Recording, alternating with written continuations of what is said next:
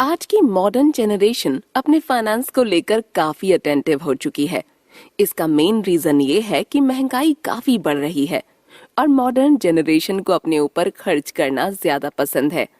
Modern generation को अपनी lifestyle को मेंटेन करना होता है और साथ ही साथ अपने शौक को भी पूरा करना होता है।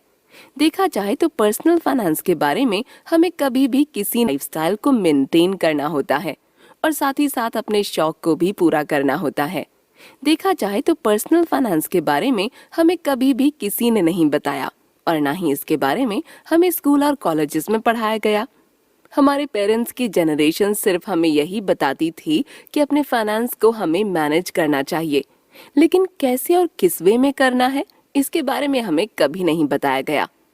लेकिन आज के इस दौर में अगर हमें फाइनेंशियली सरवाइव करना है तो हमें ये जानना होगा कि हम अपने लिए पैसे कैसे बचाएं, हम किस तरह से अपने पैसे को सही जगह इन्वेस्ट करें।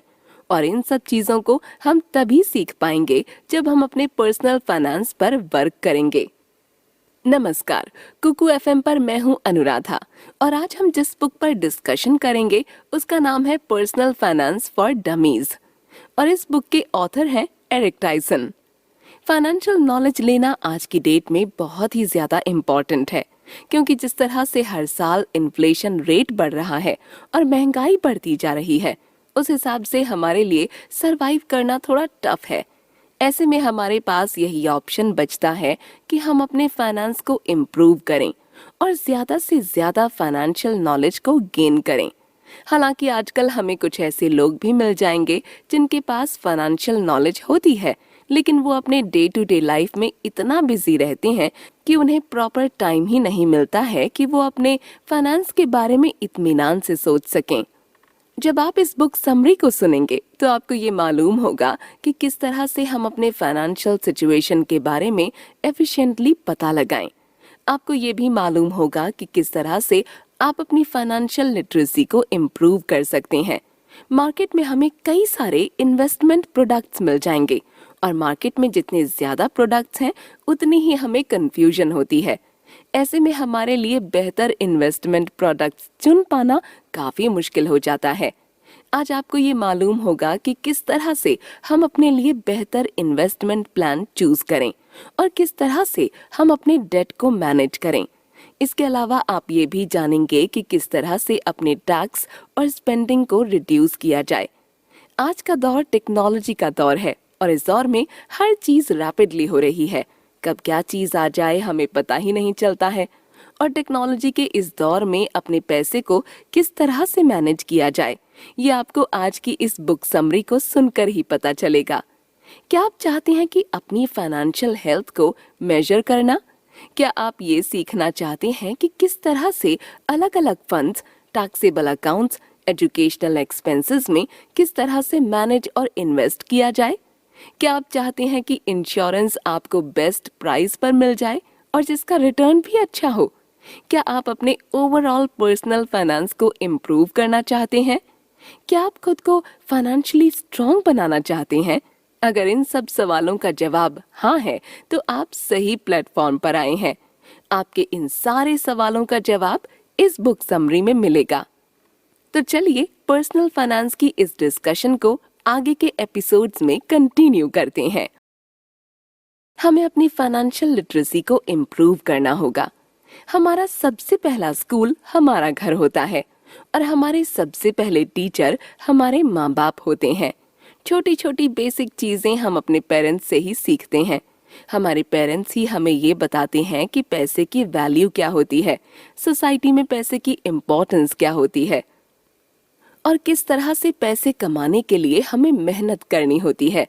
और हमें ये भी सिखाया जाता है कि कमाए हुए पैसे को हमें बचाकर भी रखना होता है।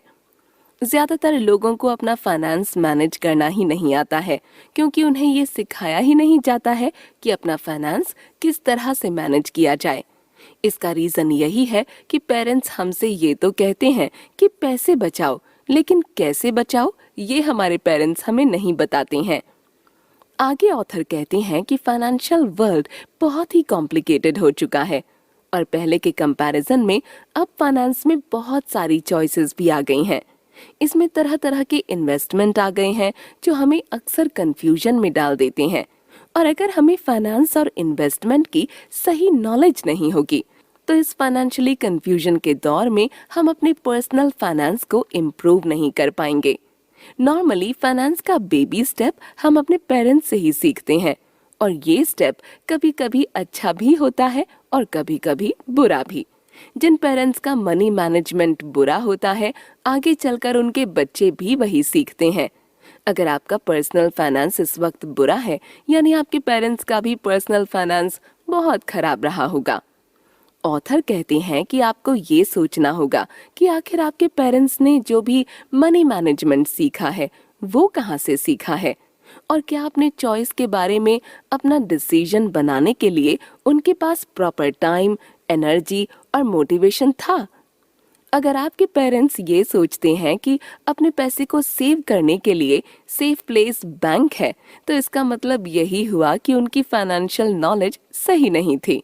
हालांकि कुछ ऐसे भी केसेस हैं जहां पर पेरेंट्स का पैसे को लेकर अप्रोच अच्छा होता है। उन्हें ये मालूम होता है कि पैसे को कैसे बचाया जाए और किस तरह से इन्वेस्ट किया जाए। लेकिन बच्चों को अप्रोच ऑपोजिट ही होता है। वो रिबेलियन हो जाते हैं और अपने पेरेंट्स के पैसे को ज्यादा स्पेंड करने लगते हैं।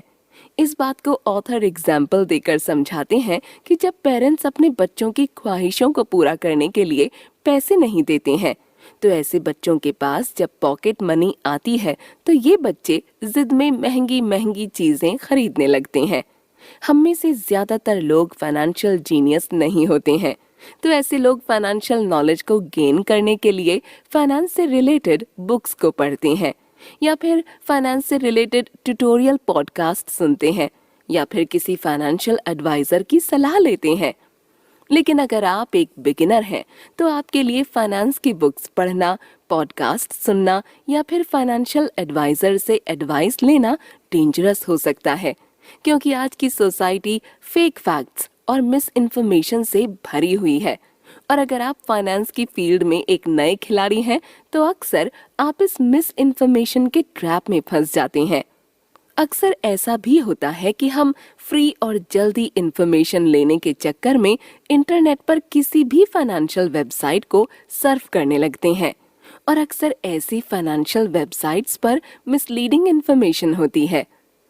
ऐसी फाइनेंशियल वेबसाइट्स रिलायबल बिल्कुल नहीं होती हैं और ना ही इनके पास क्वालिटी इन्फॉर्मेशन होती है जो एक यूजर के लिए हेल्पफुल हो। आपको ऐसी कई वेबसाइट मिल जाएंगी जो फ्री में फाइनेंशियल नॉलेज देती हैं। ऐसी वेबसाइट्स में कॉन्फ्लिक्ट ऑफ इंटरेस्ट होता है और ऐसा होने की कुछ वजह है जिसमें पहली वजह है एडवर्टाइजिंग। जिस भी वेबसाइट में आप एडवर्टाइजमेंट देखें तो आपको इससे ये आइडिया मिल सकता है कि इस वेबसाइट में कॉन्फ्लिक्ट ऑफ इंटरेस्ट होगा क्योंकि ऐसी वेबसाइट्स नहीं चाहती हैं कि वो कुछ ऐसे कंटेंट पब्लिश करें जिससे एडवर्टाइजर अपसेट हो। एग्जाम्पल के तौर पर एक क्रेडिट कार्ड कंपनी अपनी एडवर्टाइजिंग उस वेबसाइट पर नहीं करेगी जहां पर क्रेडिट कार्ड रखने के नुकसान के बारे में पब्लिश किया गया हो। इसलिए जब क्रेडिट कार्ड कंपनी अपनी एडवर्टाइजमेंट देती है तो वो ये डिमांड करती है कि क्रेडिट कार्ड के बारे में ऐसे नेगेटिव कंटेंट रिमूव किए जाएं। दूसरी वजह है एडवर्टोरियल्स। कई ऐसी वेबसाइट्स होती हैं जो अपने राइटर को सही से पे नहीं कर पाती हैं तो ऐसे में वेबसाइट पर एडवर्टाइजमेंट देने वाले एडवर्टाइजर खुद ही आर्टिकल लिखने की जिम्मेदारी उठा लेते हैं और ये प्रॉपरली आर्टिकल भी नहीं होता है बल्कि पीस ऑफ कंटेंट होता है और इसे ही एडवर्टोरियल्स कहा जाता है। इस एडवर्टोरियल में कंपनी सिर्फ अपने ही फायदे की बात करती है। तीसरी वजह है एफिलिएट रिलेशनशिप। कई कंपनीज नए कस्टमर को वेबसाइट पर लाने के लिए रेफरल फीस पे करती हैं। एग्जाम्पल के तौर पर जब आप किसी फाइनेंशियल वेबसाइट पर इन्वेस्टमेंट प्रोडक्ट का रिव्यू पढ़ते हैं और साइट प्रोवाइडर आपको उस इन्वेस्टमेंट प्रोडक्ट का लिंक दे देता है और उस लिंक के थ्रू जब आप उस इन्वेस्टमेंट प्रोडक्ट को खरीदते हैं तो उस वेबसाइट को कमीशन या रेफरल फीस दी जाती है और इसी को एफिलिएट रिलेशनशिप कहते हैं। चौथी वजह है lack of accountability. Lack of editorial oversight की वजह से ऐसी वेबसाइट्स के अंदर लैक ऑफ अकाउंटेबिलिटी नहीं होती है। आपको ये पता ही नहीं चल पाता है कि जिस वेबसाइट पर आप फाइनेंशियल इंफॉर्मेशन ले रहे हैं उसका एक्चुअल सोर्स क्या है और ये कहाँ से इंफॉर्मेशन ली गई है। इन वेबसाइट के बारे में आपको ये भी मालूम नहीं होता है कि इनका इंचार्ज कौन है और एक्चुअल में इनके आर्टिकल कौन लिख रहा है। आगे ऑथर कहते हैं कि हमें फेक फाइनेंशियल गुरुज से बचना चाहिए। अगर आप इंटरनेट के थ्रू या नॉर्मली किसी से फाइनेंशियल एडवाइस ले रहे हैं तो आपको उस एडवाइजर का बैकग्राउंड चेक करना होगा। इसके अलावा उस एडवाइजर की आपको एजुकेशन क्वालिफिकेशन और वर्क एक्सपीरियंस के बारे में भी पता करना होगा। इसके अलावा आपको कई ऐसे फाइनेंशियल फेक गुरुज मिलेंगे जो आपको बहुत ज्यादा रिटर्न दिलवाने की बात करके आपको अपनी तरफ खींचेंगे और ऐसे कई सारे फेक फाइनेंशियल सेमिनार भी होंगे जहां पर आपसे फाइनेंशियल डिस्कशन किया जाएगा। ये आपकी रिस्पॉन्सिबिलिटी बनती है कि आप इस तरह के फाइनेंशियल सेमिनार अटेंड करने से पहले और फाइनेंशियल फेक गुरुज की एडवाइस लेने से पहले अपने एंड से प्रॉपर रिसर्च करें और रिसर्च करके ही किसी को अपना फाइनेंशियल गुरु बनाएं। अपनी फाइनेंशियल हेल्थ को कैसे मैनेज करें? आखिरी बार आपने अपनी फाइनेंशियल सिचुएशन को कब रिव्यू किया था? आखिरी बार आपने अपने इन्वेस्टमेंट, स्पेंडिंग, सेविंग और इंश्योरेंस को कब एनालाइज किया था? आपको याद ही नहीं होगा कि लास्ट टाइम आपने ये सब कब किया था, क्योंकि हम में से ज्यादातर लोग अपनी फाइनेंशियल सिचुएशन को ना तो रिव्यू करते हैं और ना ही एनालाइज करते हैं।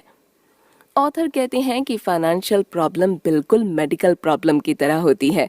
इसे आप जितना इग्नोर करेंगे उतना ही ये प्रॉब्लम देती जाएगी।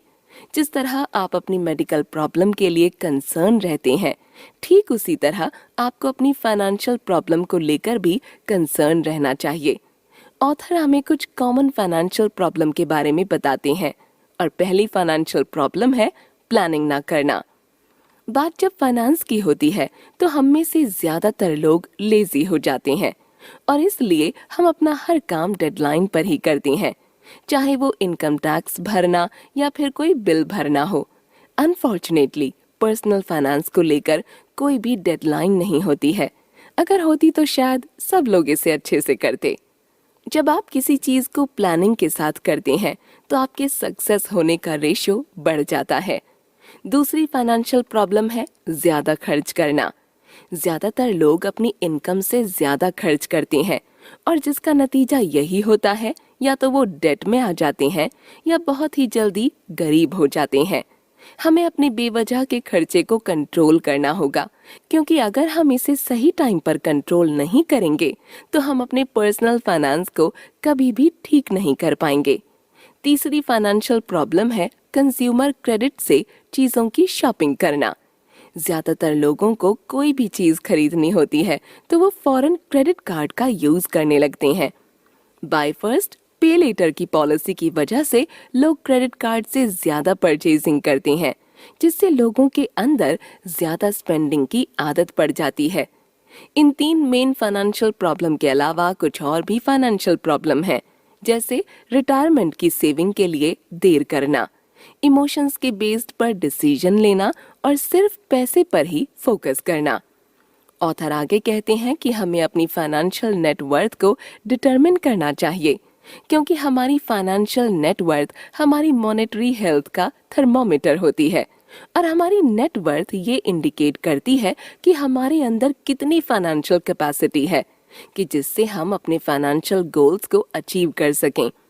हम जब अपने फाइनेंशियल एसेट्स से अपनी फाइनेंशियल लायबिलिटीज को माइनस करते हैं तब जाकर हमें अपनी नेटवर्थ के बारे में पता चलता है। अगर हम फाइनेंशियल एसेट्स की बात करें तो फाइनेंशियल एसेट्स में आपके बैंक अकाउंट में कितने पैसे हैं, आपके पास कितने बॉन्ड हैं, आपके पास कितने स्टॉक्स हैं, आपके पास कितने म्यूचुअल फंड्स हैं, ये सब आपके फाइनेंशियल एसेट्स में इंक्लूड होते हैं।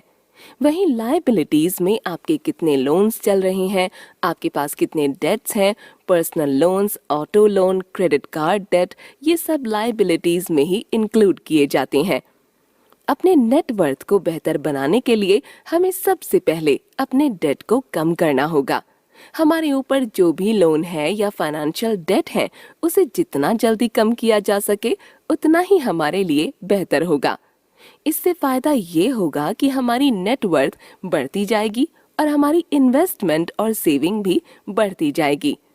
आगे ऑथर कहते हैं कि हम सबका एक पर्सनल क्रेडिट स्कोर होता है जो ये बताता है कि हम लोन लेने के लिए एलिजिबल भी हैं या नहीं। आपको अपने क्रेडिट डेटा को जानना होगा और समझना होगा। आपकी क्रेडिट रिपोर्ट में कई सारी इंफॉर्मेशन रहती है, जैसे आपकी पर्सनल आइडेंटिफाइंग इंफॉर्मेशन यानी आपका नाम, एड्रेस, पैन, आधार कार्ड नंबर। और क्रेडिट रिपोर्ट में आपके क्रेडिट अकाउंट का भी रिकॉर्ड रहता है और बैंक्रप्सी फिलिंग की इंफॉर्मेशन भी इसमें इंक्लूड रहती है। ऑथर कहते हैं कि हम सबको अपने क्रेडिट रिपोर्ट को इम्प्रूव करने की कोशिश करनी चाहिए। कभी कभी ऐसा भी होता है जब आप अपनी क्रेडिट रिपोर्ट को देखते हैं तो वो आपके एक्सपेक्टेशन से मैच नहीं करती है। तो ऐसे में आपको ज्यादा घबराने की जरूरत भी नहीं है, क्योंकि अक्सर क्रेडिट ब्यूरो गलत क्रेडिट रिपोर्ट जनरेट कर देते हैं और आपके रिक्वेस्ट पर वो उस गलत रिपोर्ट को सही कर देते हैं। अक्सर ऐसा देखा गया है कि कई क्रेडिट रिपेयर कंपनी ये क्लेम करती हैं कि वो आपके क्रेडिट रिपोर्ट को बेहतर बना सकती हैं। अगर आपको ये लगता है कि आप लोन और डेट को कंट्रोल करके अपने क्रेडिट रिपोर्ट को खुद ही बेहतर बना सकते हैं, तो आपको खुद को इस तरह की क्रेडिट रिपेयर कंपनी से बचना चाहिए। ऑथर आगे बताते हैं कि अपने क्रेडिट रिपोर्ट को समझने से पहले हमें गुड डेट और बैड डेट के बीच में फर्क जानना होगा, क्योंकि खराब क्रेडिट रिपोर्ट की शुरुआत यहीं से होती है। नॉर्मली हम लोन इसलिए लेते हैं क्योंकि कुछ ऐसी सर्विसेज या कुछ ऐसे प्रोडक्ट्स होते हैं जिन्हें हम नॉर्मली अफोर्ड नहीं कर पाते हैं, जैसे घर, कार या अच्छे कॉलेज में एजुकेशन। इन सब चीज़ों को अफोर्ड करने के लिए हमें लोन लेना पड़ता है। अगर हम गुड डेट की बात करें तो गुड डेट में हाउसिंग लोन और एजुकेशन लोन आते हैं।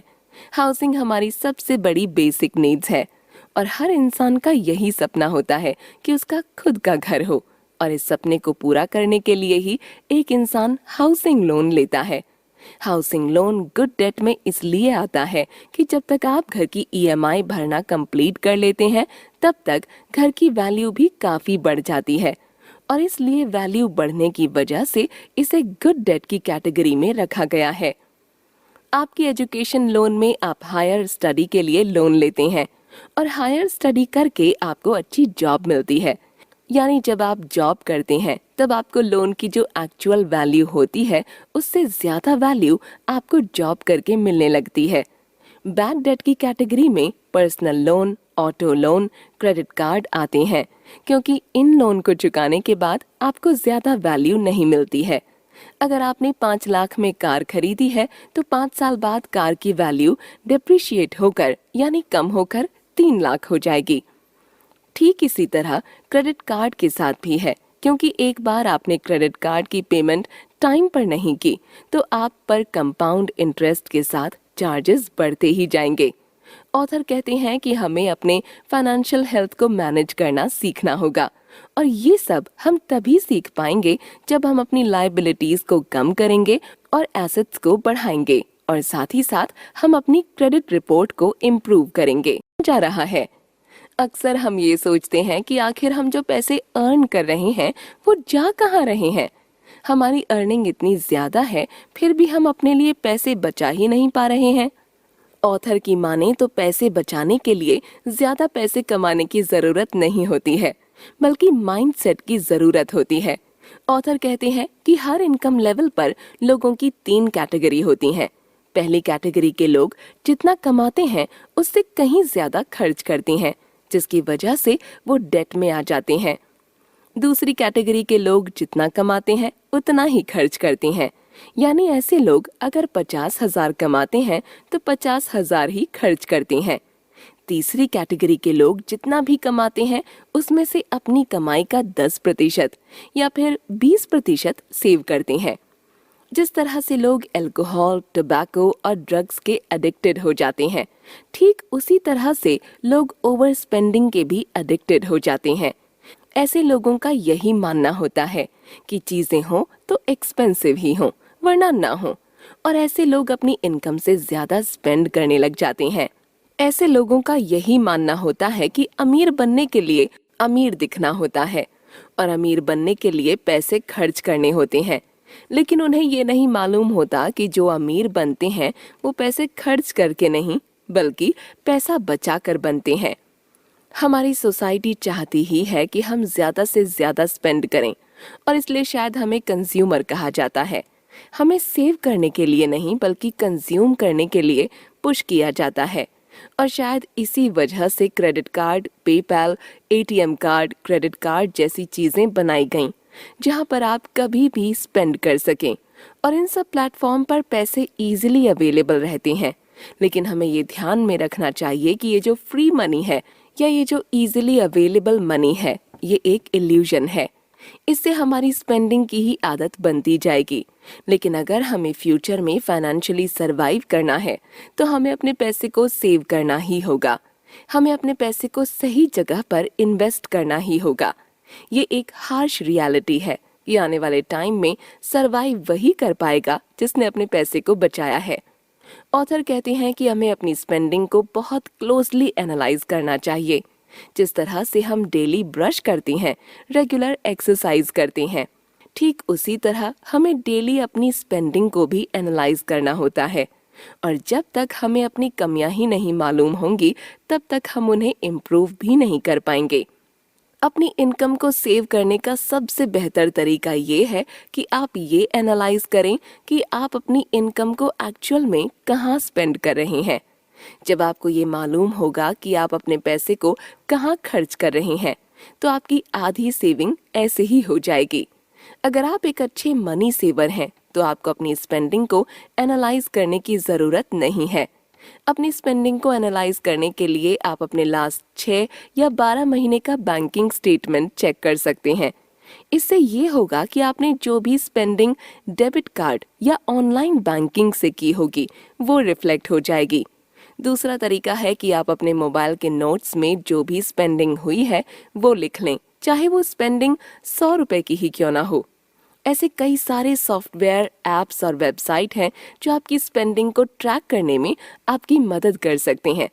अगर आप टेक्नोलॉजी का यूज नहीं करना चाहते हैं तो आप सिंपली किसी डायरी में अपने एक्सपेंसेस को लिखें। हो सकता है आपको अपने एक्सपेंसेस को लिखना या ट्रैक करना अजीब लगे, लेकिन यही एक तरीका है जो आपके सेविंग के प्रोसेस को फॉलो करने में हेल्प करेगा। और बिना अपने एक्सपेंसेस को एनालाइज किए आप सेविंग कर भी नहीं पाएंगे। ऑथर कहते हैं कि अक्सर ये देखा गया है कि लोग क्रेडिट कार्ड का यूज बहुत जमकर करते हैं और उनकी ऐसी आदत बन जाती है कि अपनी हर स्पेंडिंग के लिए वो क्रेडिट कार्ड का इस्तेमाल करने लगते हैं। क्रेडिट कार्ड आपको ज्यादा स्पेंड करने के लिए पुश करता है।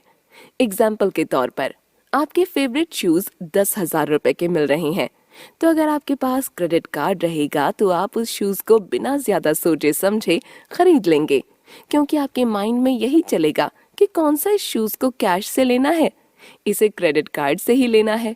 और क्रेडिट कार्ड से आप बाद में शूज की पेमेंट कर देंगे और नतीजा ये होता है कि आप उस शूज को परचेज कर लेते हैं। लेकिन उस वक्त हम ये भूल जाते हैं कि आज नहीं तो कल हमें क्रेडिट कार्ड की पेमेंट करनी ही होगी। और जब क्रेडिट कार्ड की पेमेंट आती है तो आप दिल पर पत्थर रखकर उसकी पेमेंट करते हो। वहीं अगर आपके पास क्रेडिट कार्ड नहीं होता तो आप बिल्कुल भी उस शूज को नहीं खरीदते। आप शायद उस शूज को खरीदने के लिए पैसे सेव करते। ऑथर कहते हैं कि आप कभी अच्छा फील करने के लिए परचेजिंग ना करें। आप जरूरत पड़ने पर ही परचेज करें। आप खुद से ये पूछें कि जो चीज आप खरीदने जा रहे हैं उसकी वाकई में अभी आपको जरूरत है। अगर है तो आप खरीद सकते हैं, अगर अभी जरूरत नहीं है तो आप वेट कर सकते हैं। वेट करने से ये भी फायदा होगा कि हो सकता है आगे उस चीज की जरूरत ही ना पड़े। अगर आप चाहते हैं कि आपकी सेविंग हो तो आपको अपने स्पेंडिंग को एनालाइज करना होगा और उसे कंट्रोल करना होगा। आपकी कोशिश यही होनी चाहिए कि आप जितना भी अर्न कर रहे हैं उसका कम से कम 20% तो सेव ही करें। अपने अंदर सेविंग की आदत डालें, क्योंकि ये आदत आपको रिच बना सकती है। फाइनेंशियल गोल कैसे बनाएं और उसे कैसे पाएं? हर इंसान के लिए पैसे के अलग मायने हैं और हर इंसान के लिए पैसे को देखने का अलग पर्सपेक्टिव होता है। कुछ लोगों के लिए पैसा एक ऐसी चीज है जिससे वो अपनी हर विशेस को पूरा कर सकते हैं। कुछ लोगों के लिए पैसे का मतलब सुकून है, तो कुछ लोग पैसे को अपनी फ्रीडम से जोड़कर देखते हैं। ऑथर कहते हैं कि हमारी सोसाइटी हमेशा से फाइनेंशियल वेल्थ को लेकर ऑब्सेस रही है। तभी अक्सर आप मैगजीन, न्यूज़पेपर, न्यूज़ चैनल में ऐसे सेलिब्रिटी को ज्यादा देखेंगे जिनके पास अच्छी खासी वेल्थ हो। जब बड़ी बड़ी मैगजीन, न्यूज़पेपर ऐसे सेलिब्रिटी को अपने फ्रंट पेज पर जगह देते हैं तो लोगों को यही लगने लगता है कि शायद सक्सेस होने का मतलब यही है कि आपके पास ज्यादा पैसे हों। वेल्दी बनने से पहले हमें अपने लिए वेल्थ की एक डेफिनेशन बनानी होगी। हमें ये डिसाइड करना होगा कि आखिर हम वेल्दी क्यों बनना चाहते हैं। क्या हम इसलिए बनना चाहते हैं क्योंकि हमारा आइडल भी वेल्दी है? क्या हम इसलिए वेल्दी बनना चाहते हैं क्योंकि हमें पूरी दुनिया घूमना है? क्या हम इसलिए वेल्दी बनना चाहते हैं क्योंकि हमें अपनी सारी विशेस को पूरा करना है? आपको ये खुद डिसाइड करना होगा कि आप किस लिए वेल्दी होना चाहते हैं। इसके अलावा ऑथर कहते हैं कि हम अक्सर मनी के मेरिट्स के बारे में सोचते हैं कि पैसे से हम क्या क्या खरीद सकते हैं, लेकिन हम इस बारे में बिल्कुल नहीं सोचते हैं कि पैसे से हम क्या नहीं खरीद सकते हैं। एक फेमस सेइंग है कि मनी कांट बाय हैप्पीनेस, लेकिन अगर आप अपनी जरूरत से 10 या 20% ज्यादा पैसे कमाएं जिससे आप ट्रैवल कर सकें, आप दिल खोल कर शॉपिंग कर सकें, तो आपको हैप्पीनेस मिल सकती है। अमेरिका में एक रिसर्च के अकॉर्डिंग आज से कुछ साल पहले लोग ज्यादा खुश रहते थे और तब लोगों के पास ज्यादा पैसे भी नहीं होते थे। लेकिन अभी पहले के कंपैरिजन में लोगों के पास काफी ज्यादा पैसे हैं, लेकिन फिर भी लोग खुश नहीं हैं। हालांकि इसका ये मतलब नहीं है कि आप पैसे कमाने पर फोकस ना करें। आप बिल्कुल फोकस करें पैसे कमाने पर, लेकिन आप पैसे कमाने के लिए कभी अपनी खुशियां दांव पर ना लगाएं, अपनी फैमिली को पीछे ना छोड़ें। आगे ऑथर कहती हैं कि कुछ लोग पैसे को बहुत ज्यादा सेव करते हैं क्योंकि उन्हें यही लगता है कि पैसे को जितना ज्यादा बचाया जाए उतना ही बेहतर है, लेकिन हमें उतना ही पैसा सेव करना चाहिए जितना हमें सरवाइव करने के लिए जरूरत है और जिससे हमारे शौक पूरे हो जाएं। इस बात को समझाने के लिए ऑथर हमें एन शीबर का एग्जाम्पल देते हैं। एन शीबर को काफी कम एज से ही सेविंग करने की आदत थी और जब तक उनकी डेथ हुई तब उन्होंने $20 मिलियन की सेविंग कर ली थी। एन शीबर सेविंग को लेकर इतनी ऑब्सेस थी कि उन्होंने अपने पैसे को कहीं इन्वेस्ट भी नहीं किया था। ना ही वो इंटरेस्ट और डिविडेंड का इस्तेमाल करती थी और ना ही उन्होंने अपने रहने के लिए एक अच्छा घर लिया। आखिर इतना पैसा बचाकर फायदा ही क्या हुआ जब आप अपने आप को एक कंफर्टेबल लाइफ ना दे पाओ। एन शीबर ने $20 मिलियन मेहनत करके सेव किया, लेकिन वो उस पैसे को जरा सा भी एंजॉय नहीं कर पाई। ऑथर कहते हैं कि सेविंग करना अच्छी बात है, लेकिन उसके लिए आप कभी भी पर्सनल सैक्रिफाइस ना करें और ना ही इतने ऑब्सेस हो। सेविंग करने का पर्पस ही क्या होगा जब आप अपने सेव किए हुए पैसे को सही से एंजॉय ना कर पाएं। पैसे कमाना और सेव करना खाना खाने की तरह है। अगर आप कम खाएंगे तो आप सफर करेंगे और अगर आप ज्यादा खाएंगे तो आप ओवरवेट और अनहेल्दी हो जाएंगे। इसलिए हमारी कोशिश यही होनी चाहिए कि हम पैसा राइट अमाउंट में स्पेंड करें। ऑथर कहते हैं कि आप 2 तरह से रिच हो सकते हैं। पहला ये कि आपके पास काफी वेल्थ हो और दूसरा ये कि आपकी जरूरतें कम हो। इसके अलावा ऑथर हमें मोस्ट कॉमन फाइनेंशियल गोल के बारे में बताते हैं और हमें इसके लिए वर्क करने को कहते हैं। पहला कॉमन फाइनेंशियल गोल है खुद का घर होना। हम सबका यही सपना होता है कि हमारा खुद का घर हो, क्योंकि अपने घर में रहकर सुकून मिलता है। आप जब भी अपना फाइनेंशियल गोल बनाएं तो उसमें अपना खुद का घर हो, इसको प्रायोरिटी पर रखें। दूसरा कॉमन फाइनेंशियल गोल है मेजर परचेज पर फोकस। हम सबको अपने मेजर परचेज जैसे कार, फर्नीचर और वेकेशन के लिए प्लान बनाने की जरूरत होती है, क्योंकि प्लानिंग बनाकर ही हम इन चीजों को अचीव कर सकते हैं। तीसरा कॉमन फाइनेंशियल गोल है फाइनेंशियल फ्रीडम को पाना। हम सारी जिंदगी जॉब नहीं कर सकते हैं। एक ऐसा टाइम आएगा जब हमें अपनी जॉब से रिटायरमेंट लेनी होगी और रिटायरमेंट के बाद हमें किसी भी तरह का कोई भी फाइनेंशियल क्राइसिस ना हो। इसके लिए हमें फाइनेंशियल फ्रीडम को अचीव करना होगा, जहां पर हम अपनी फाइनेंशियल नीड्स के लिए किसी चीज पर डिपेंडेंट ना हो। चौथा कॉमन फाइनेंशियल गोल है बच्चों को सही एजुकेशन देना। जिस तरह से आपके पेरेंट्स ने आपको पढ़ाया, ठीक उसी तरह आपकी भी जिम्मेदारी बनती है कि आप अपने बच्चों को अच्छी एजुकेशन प्रोवाइड करवाएं और अपने बच्चों को अच्छी जगह पर पढ़ाने के लिए आपको फाइनेंशियल गोल बनाना होगा। पांचवा कॉमन फाइनेंशियल गोल है खुद का बिजनेस शुरू करना। खुद का बिजनेस आपको फाइनेंशियल फ्रीडम दे सकता है, इसलिए अगर आप जॉब भी कर रहे हैं तो आपको अपने खुद के बिजनेस के बारे में सोचना चाहिए, क्योंकि एक बार बिजनेस सेट हो गया तो फिर आपको पैसे की कोई टेंशन ही नहीं होगी। आप बिजनेस के थ्रू आसानी से अमीर बन सकते हैं।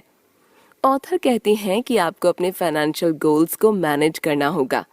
अगर आप अपने रिटायरमेंट के लिए सेविंग कर रहे हैं तो इसके लिए आपको अपने घर के डाउन पेमेंट के लिए या फिर बच्चों की पढ़ाई के लिए अलग हटकर सेविंग करनी होगी।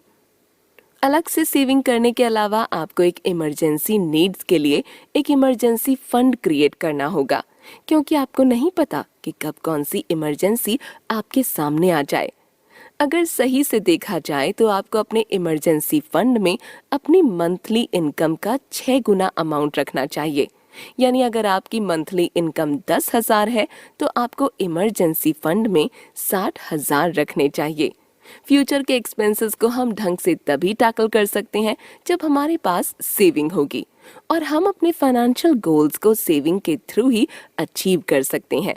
और हमारे लिए जरूरी है कि हम अपनी सेविंग को राइट अमाउंट में करें। डेट को कैसे डील करें? आज के दौर में बिना लोन लिए आप बड़ी बड़ी चीजों को खरीद नहीं सकते हैं, जैसे घर, कार, और ना ही आप पर्सनल फंक्शन जैसे एजुकेशन और शादी के खर्चे को अफोर्ड कर सकते हो। आज की डेट में शायद ही कोई ऐसा इंसान होगा जिसने कोई लोन ही ना लिया हो। हर किसी ने कभी ना कभी किसी ना किसी चीज के लिए लोन जरूर लिया होगा, और यही सच है कि बिना लोन लिए हमारी लाइफ चल भी नहीं सकती है। खैर, हम लोन लेना अवॉइड तो नहीं कर सकते, लेकिन इसे डील या मैनेज जरूर कर सकते हैं। ऑथर कहते हैं कि ज्यादातर लोग सेविंग एंड इन्वेस्टमेंट अकाउंट्स और कंज्यूमर डेट अकाउंट के बीच में एक मेंटल ब्रिक वॉल बना लेते हैं, यानी वो अपने सेविंग और कंज्यूमर डेट अकाउंट को अलग अलग देखते हैं। आप अपनी सेविंग से अपने डेट को कम कर सकते हैं। जितना ज्यादा आपकी सेविंग होगी उतनी ही जल्दी आप अपने कंज्यूमर डेट अकाउंट को बंद कर सकते हैं। अगर आपके ऊपर क्रेडिट कार्ड डेट है और आपका ऑटो लोन भी चल रहा है तो आपको सबसे पहले उस लोन को क्लोज करने पर फोकस करना चाहिए जिसका इंटरेस्ट रेट ज्यादा हो। सपोज अगर आप क्रेडिट कार्ड पर 18% रेट ऑफ इंटरेस्ट दे रहे हैं और ऑटो लोन पर 15% रेट ऑफ इंटरेस्ट दे रहे हैं, तो सबसे पहले आप क्रेडिट कार्ड डेट को क्लियर करें। ऑथर कहते हैं कि डेट को पे करने का सबसे बेहतर तरीका है सेविंग। अगर आप डेट को जल्दी से जल्दी रीपे करना चाहते हैं तो आपको ज्यादा सेविंग करनी होगी, और उस सेविंग अमाउंट से ही आप अपने डेट को जल्दी क्लियर कर पाएंगे। और अगर आपको ये लगता है कि आप बहुत बड़े इन्वेस्टमेंट जीनियस हैं, तो भी आपकी सबसे पहली प्रायोरिटी होनी चाहिए डेट क्लियर करना या फिर उसे रिड्यूस करना, क्योंकि जितना आप डेट रिड्यूस करेंगे उतनी ही आपकी सेविंग बढ़ेगी। अगर आप अपने डेट को क्लियर करने के लिए अपनी सेविंग का यूज कर रहे हैं तो मेक श्योर कि आप अपने इमरजेंसी फंड को हाथ ना लगाएं। ऑथर कहते हैं कि सेविंग के अलावा 4 तरीके और हैं जिनके थ्रू हम अपने डेट को मैनेज और रिड्यूस कर सकते हैं, जिसमें पहला है लाइफ इंश्योरेंस पॉलिसी के अगेंस्ट पैसे लेना। अगर लाइफ इंश्योरेंस एजेंट आपको कैश वैल्यू पॉलिसी ही सेल करता है, क्योंकि इससे उसका कमीशन ज्यादा बनता है, और हो सकता है बचपन में आपके पेरेंट्स ने आपके लिए कैश वैल्यू पॉलिसी खरीदी हो। आप अपने डेट को रिड्यूस करने के लिए कैश वैल्यू पॉलिसी इंश्योरेंस के अगेंस्ट कैश ले सकते हैं और अपने डेट को पे कर सकते हैं। दूसरा है रिटायरमेंट अकाउंट्स के अलावा दूसरे इन्वेस्टमेंट को बेचकर। अगर आपके पास किसी कंपनी का स्टॉक है या फिर कोई बॉन्ड है और वो स्टॉक अच्छा परफॉर्म कर रहा है, तो आप उस स्टॉक को बेचकर उससे होने वाले प्रॉफिट से अपने डेट को रिड्यूस या रीपे कर सकते हैं। तीसरा है प्रॉपर्टी के अगेंस्ट लोन लेकर। आप अपनी प्रॉपर्टी के अगेंस्ट लोन लेकर हायर रेट ऑफ इंटरेस्ट वाले लोन को पे कर सकते हैं, क्योंकि प्रॉपर्टी के अगेंस्ट आपको loan come rate of interest पर मिलता है। लेकिन इसमें ध्यान देने वाली बात ये है कि आपको बहुत ज्यादा लोन नहीं लेना है। अक्सर कुछ लोग ज्यादा लोन ले लेते हैं और नतीजा ये होता है कि उन्हें बाद में अपनी प्रॉपर्टी के अगेंस्ट लोन को फोरक्लोजर करवाना पड़ता है।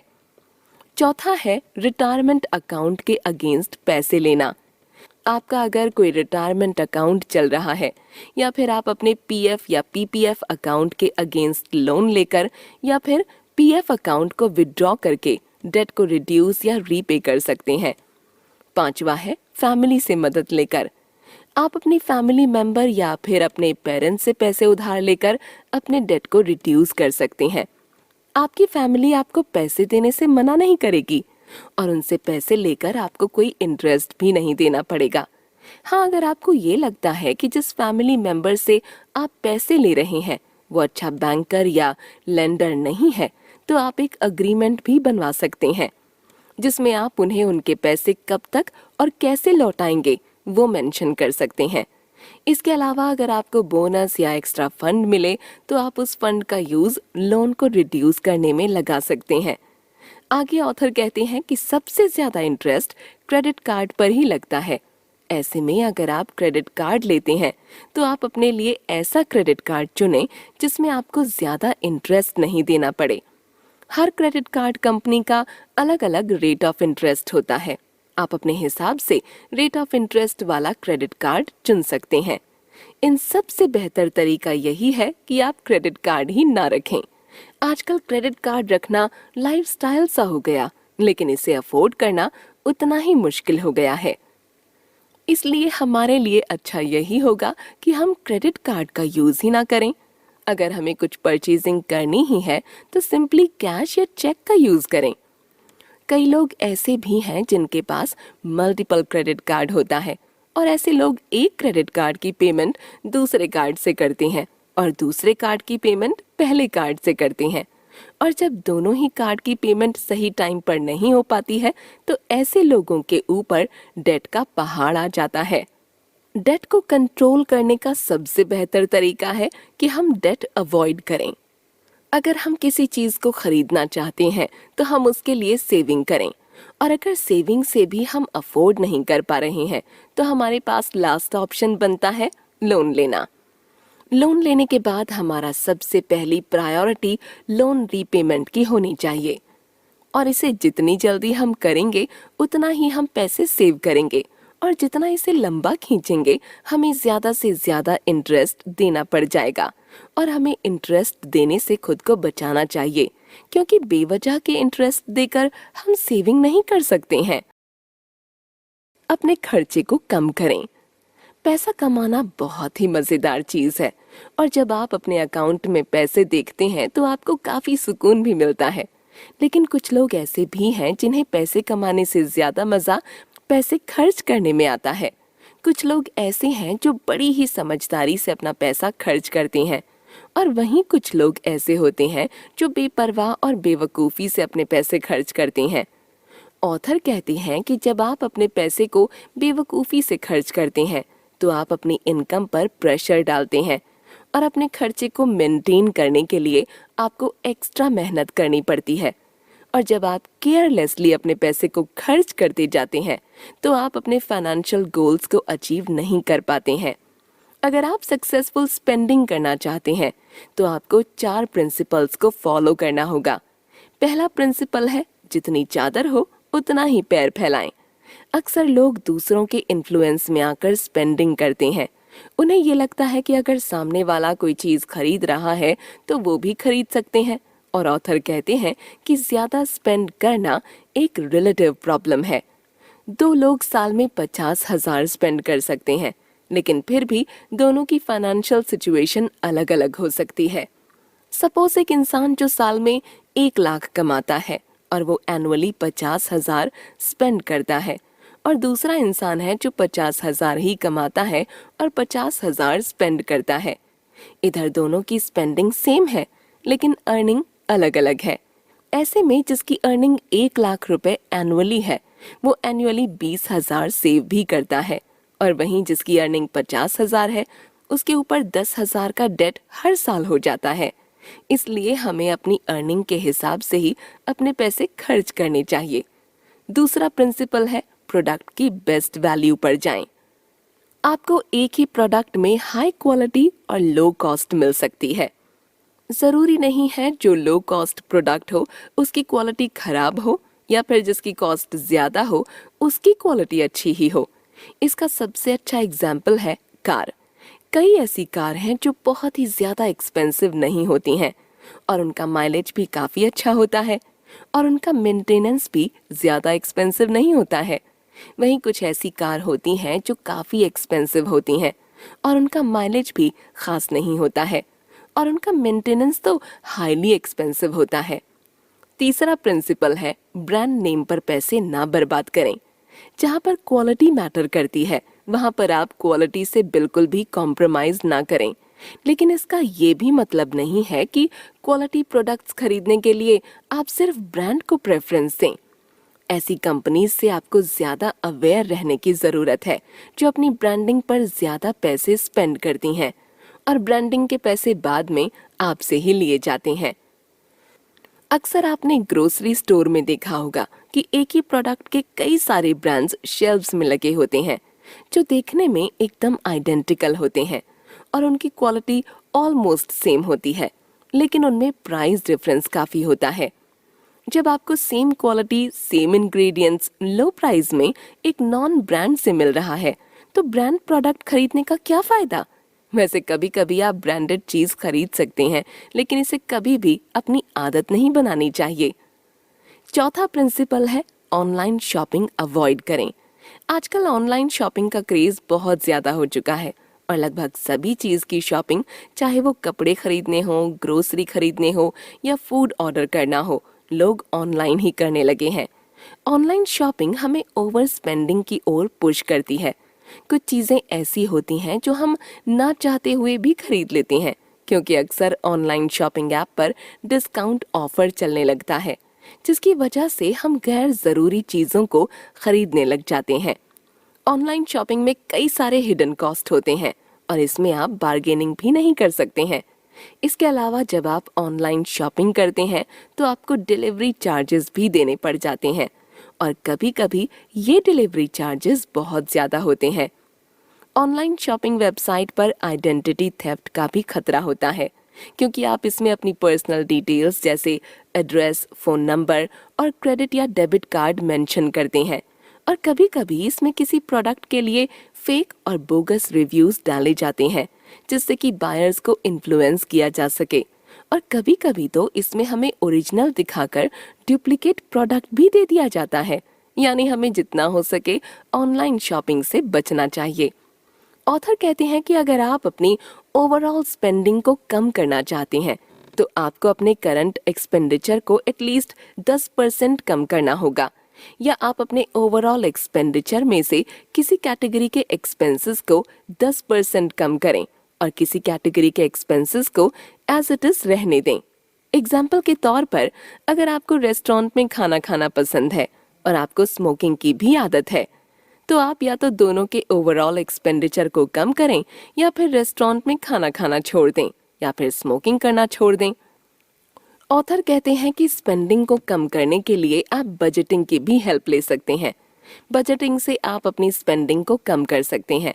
आप अपने लिए एक बजट डिसाइड कर लें, और उस बजट पे ये लिख लें कि आपको किस चीज पर कितना पैसा खर्च करना है, और आपने जो अमाउंट लिखा है उससे 1 रुपया भी ज्यादा आपको नहीं खर्च करना होगा। ओवरऑल मंथली इनकम का कितना स्पेंड करना है, ये सब आपको अपने बजट में लिखना होगा। स्पेंडिंग को कंट्रोल करने के लिए आपको पेशेंस के साथ साथ डिसिप्लिन भी बनाकर रखना होगा। आपको थोड़ा सा अपने ऊपर हार्ड होना होगा। आपको हर चीज अपने लिखे हुए बजट के हिसाब से ही करनी होगी, जब आप अपने बजट के हिसाब से स्पेंडिंग करने लगेंगे तो आपकी स्पेंडिंग खुद ब खुद कम होने लगेगी और आपकी सेविंग बढ़ने लगेगी। हमेशा ये ध्यान रखें कि सेविंग सिर्फ पैसे बचाकर नहीं होती है, बल्कि स्पेंडिंग को कम करके भी सेविंग की जा सकती है। और अगर आप सेविंग नहीं कर पा रहे हैं तो एटलीस्ट स्पेंडिंग को ही कम कर लीजिए। अपने टैक्स को कैसे कम किया जाए? आजकल देखा जाए तो अब हर चीज में आपको टैक्स देना पड़ता है। जितनी ज्यादा आपकी अर्निंग होगी उतना ही ज्यादा टैक्स आपको भरना पड़ता है। कुछ ही लोगों को ये मालूम होता है कि उन्होंने कितना टैक्स भरा है, लेकिन सबको ये जरूर मालूम होता है कि उन्हें टैक्स में कितना रिफंड मिला है। ऑथर कहते हैं कि हम सबको टैक्स सिस्टम को समझना होगा, क्योंकि टैक्स सिस्टम को समझकर ही हम अपना टैक्स बर्डन कम कर सकते हैं। और अगर आप टैक्स सिस्टम को नहीं समझेंगे तो आपको ज्यादा टैक्स रिटर्न भरना पड़ जाएगा। और हमें सबसे पहले ये समझना जरूरी है कि आखिर टैक्सेबल इनकम क्या होती है। टैक्सेबल इनकम एक अमाउंट ऑफ इनकम होती है जिस पर आपको गवर्नमेंट को टैक्स देना पड़ता है। आपको अपनी पूरी इनकम पर टैक्स नहीं देना पड़ता है, और पूरी इनकम पर टैक्स न देने के कुछ रीजंस हैं। पहला रीजन है, सारी इनकम टैक्सेबल नहीं होती है। गवर्नमेंट आपकी हर कमाई पर टैक्स नहीं लगाती है। गवर्नमेंट ने एक फिक्स्ड अमाउंट डिसाइड किया है कि अगर आपकी कमाई उस फिक्स अमाउंट से ज्यादा होगी तो आपको टैक्स देना होगा। सपोज गवर्नमेंट ने कहा कि आपको 10,000 की कमाई पर कोई भी टैक्स नहीं देना होगा, और 10,000 से अगर आपकी कमाई ज्यादा हुई तो आपको उसका कुछ परसेंटेज टैक्स देना होगा। मान लीजिए कि आपकी कमाई 11,000 हो गई, तो गवर्नमेंट उस 1,000 रुपए पर टैक्स लेगी, पूरे 11,000 पर नहीं। दूसरा रीजन है अपनी इनकम से डिडक्शन को कम करना। डिडक्शन के थ्रू आप अपनी टैक्सेबल इनकम को कम कर सकते हैं। डिडक्शन के लिए आप कोई इन्वेस्टमेंट प्लान ले सकते हैं जिसमें आपको सेक्शन 80C के तहत टैक्स बेनिफिट्स मिलें, और इसके लिए आप इंश्योरेंस, फिक्स्ड डिपॉजिट या कोई 80C बेनिफिट्स देने वाले इन्वेस्टमेंट प्लान खरीद सकते हैं। एग्जाम्पल के तौर पर अगर आपकी इनकम एनुअली 5 लाख है और आपकी ये इनकम टैक्सेबल है, यानी गवर्नमेंट आपके 5 लाख के अमाउंट पर टैक्स ले रही है, तो इसे कम करने के लिए आपने 50,000 का इंश्योरेंस ले लिया और 50,000 का दूसरा कोई इन्वेस्टमेंट प्लान ले लिया, यानी 5 लाख में से 1 लाख का आपने इन्वेस्टमेंट किया, तो ऐसे में गवर्नमेंट 5 लाख पर टैक्स नहीं लगाएगी, वो आपके 4 लाख के अमाउंट पर टैक्स लगाएगी। इससे आप अपने टैक्स को बचा सकेंगे। ऑथर कहते हैं कि हमें अपनी इनकम पर ही टैक्स देना होता है, लेकिन ज्यादातर लोग इलीगल मेथड का यूज करके अपने टैक्स को बचाने की कोशिश करते हैं, और कुछ लोग अपनी इनकम की रिपोर्ट पूरी तरह से नहीं देते हैं, और नतीजा यही होता है कि बाद में जब ऐसे लोग पकड़े जाते हैं तो उन्हें हैवी पेनल्टी देनी पड़ जाती है और शायद जेल भी हो सकती है। टैक्स रिड्यूस करने का एक ऑथराइज्ड तरीका है रिटायरमेंट प्लान। रिटायरमेंट प्लान आपके टैक्स को तो कम ही करता है, इसके अलावा रिटायरमेंट के बाद आपको पैसे की कमी ना हो उसके लिए भी ये प्लान काफी यूजफुल रहता है। ज्यादातर लोग अपने टैक्सेबल इनकम को कम नहीं कर पाते हैं क्योंकि वो अपनी अर्निंग या इनकम को स्पेंड करते हैं, और अगर आप चाहते हैं कि आपकी टैक्सेबल इनकम रिड्यूस हो तो सबसे पहले आपको अपनी स्पेंडिंग रिड्यूस करनी होगी और अपनी सेविंग को रिटायरमेंट प्लान फंड में यूज करना होगा। इसके अलावा इनकम शिफ्टिंग भी एक टेक्निक है जिसकी मदद से आप टैक्स को रिड्यूस कर सकते हैं। इनकम शिफ्टिंग को मनी लॉन्ड्रिंग से कनेक्ट करके नहीं देखना चाहिए, बल्कि इनकम शिफ्टिंग में आप हायर ब्रैकेट टैक्स से लोअर ब्रैकेट टैक्स में इनकम को शिफ्ट करते हो। सपोज आपको कोई बोनस मिलने वाला है या कोई एक्स्ट्रा वर्क करने की इनकम मिलने वाली है, और आपको ये मालूम है कि अगर ये इनकम आपके अकाउंट में आई तो आपकी इनकम पर और ज्यादा टैक्स लगने लगेगा। इसे अवॉइड करने के लिए आप बोनस का पैसा या एक्स्ट्रा इनकम अपनी वाइफ या मदर के अकाउंट में मंगाते हो। ऐसा करके आप अपने टैक्स को रिड्यूस कर सकते हो। ऑथर कहते हैं कि हमें अपने डिडक्शन को ज्यादा से ज्यादा इंक्रीज करना चाहिए, क्योंकि यही एक ऐसा सॉलिड तरीका है जिससे हम अपने टैक्स को काफी हद तक रिड्यूस कर सकें। डिडक्शन के लिए आप किसी प्रॉपर्टी में इन्वेस्ट कर सकते हैं। आप चाहे तो लोन लेकर प्रॉपर्टी खरीद सकते हैं, क्योंकि जब आप घर के लिए लोन लेते हैं तो आपको गवर्नमेंट को ये शो करना होता है कि आपने अपने घर के लिए लोन लिया है। और गवर्नमेंट को ये भी मालूम होता है कि एक नॉर्मल सिटीजन के लिए घर लेना कितना इम्पोर्टेंट होता है। तो ऐसे में गवर्नमेंट होम लोन के बिहाफ पर आपको टैक्स में छूट देती है। इसके अलावा आप किसी थर्ड पार्टी इन्वेस्टमेंट के जरिए भी टैक्स को रिड्यूस कर सकते हैं, जैसे इंश्योरेंस या म्यूचुअल फंड में, क्योंकि गवर्नमेंट को ये मालूम होता है कि आप अपने फ्यूचर के लिए सेविंग कर रहे हैं। इसलिए गवर्नमेंट इन चीजों पर इन्वेस्टमेंट करने पर आपको टैक्स में छूट दे सकती है। ऑथर कहते हैं कि इसके अलावा चैरिटी में कंट्रीब्यूट करके आपको टैक्स में डिडक्शन मिल जाता है।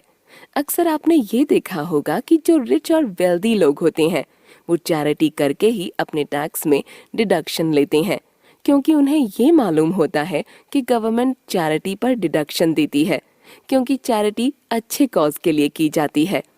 अगर आप अमाउंट चैरिटी में नहीं दे सकते हैं तो आप अपनी सिक्योरिटीज और दूसरे इन्वेस्टमेंट को भी चैरिटी में दे सकते हैं। आगे ऑथर कहते हैं कि आप अगर अपने टैक्स को रिड्यूस करना चाहते हैं तो आप tax free money market fund या बॉन्ड्स में इन्वेस्ट करें। Tax free money market fund saving account के कंपैरिजन में ज्यादा बेहतर ऑप्शन है। आप इसके लिए बैंक या गवर्नमेंट सिक्योरिटी और बॉन्ड्स में इन्वेस्ट कीजिए। जब आप गवर्नमेंट बॉन्ड्स और सिक्योरिटी में इन्वेस्ट करते हैं तो गवर्नमेंट अल्टीमेटली आपके टैक्स को रिड्यूस कर देती है। टैक्स को रिड्यूस करने का यही तरीका है कि आप ज्यादा से ज्यादा टैक्स बेनिफिट्स वाले इन्वेस्टमेंट करें। इससे आपको टैक्स में फायदा मिलेगा और आपकी सेविंग भी हो जाएगी। जरूरी इन्वेस्टमेंट कॉन्सेप्ट क्या है? किसी भी इन्वेस्टमेंट करने से पहले आपको ये डिसाइड करना होगा कि आप जो इन्वेस्टमेंट कर रहे हैं उसका पर्पस क्या है और उसकी नीड क्या है। ऑथर कहते हैं कि हमारे लिए ये जानना जरूरी है कि आप सेविंग क्यों करना चाह रहे हैं और आप अपनी सेविंग का यूज किस चीज के लिए करना चाहेंगे। आपको अपनी सेविंग का ऑब्जेक्टिव डिसाइड करना होगा, क्योंकि ऑब्जेक्टिव डिसाइड करके ही आप ये अंदाजा लगा पाएंगे कि आपके सेविंग करने का टेन्योर क्या होगा। यानी आपको ये मालूम होगा कि आपको कब तक सेविंग करनी होगी। सपोज आप अगर कहीं बाहर ट्रैवल करना चाहते हैं तो आपको उसी हिसाब से सेविंग करनी होगी, या अगर आपको शादी करनी है तो आप उसी हिसाब से अपने लिए सेविंग करेंगे। आपके इन्वेस्टमेंट का रिस्क लेवल आपके टाइम फ्रेम और कंफर्ट लेवल के हिसाब से होना चाहिए। एग्जाम्पल के तौर पर अगर आप इसलिए सेविंग कर रहे हैं क्योंकि आपको 5 साल बाद अपना घर खरीदने के लिए डाउन पेमेंट की जरूरत पड़ेगी तो आपको कम रिस्क लेना होगा। आप नहीं चाहेंगे कि आप जो पैसे डाउन पेमेंट के लिए सेव कर रहे हैं वो आप गंवाएं, क्योंकि आज नहीं तो कल आपको इस पैसे की जरूरत पड़ेगी। कुछ लोग डाउन पेमेंट या नेसेसरी चीजों के लिए पैसे को स्टॉक मार्केट में इन्वेस्ट कर देते हैं, लेकिन ऑथर की माने तो जरूरी चीजों के लिए जैसे घर खरीदना या फिर अपनी शादी के लिए सेव करना, इन सब चीजों के लिए पैसे सेव करने के लिए आप कभी भी स्टॉक मार्केट में पैसे इन्वेस्ट ना करें, क्योंकि ये काफी रिस्की होता है। अगर आप लॉन्ग टर्म गोल के लिए इन्वेस्ट कर रहे हैं, जैसे रिटायरमेंट या फिर बच्चों की हायर स्टडी के लिए, तो आप स्टॉक मार्केट में अपने पैसे को इन्वेस्ट कर सकते हैं। यानी आपकी जैसी रिक्वायरमेंट उसी हिसाब से आपको इन्वेस्टमेंट करना होगा। ऑथर कहते हैं कि इन्वेस्टमेंट की दुनिया बहुत ही सिंपल है।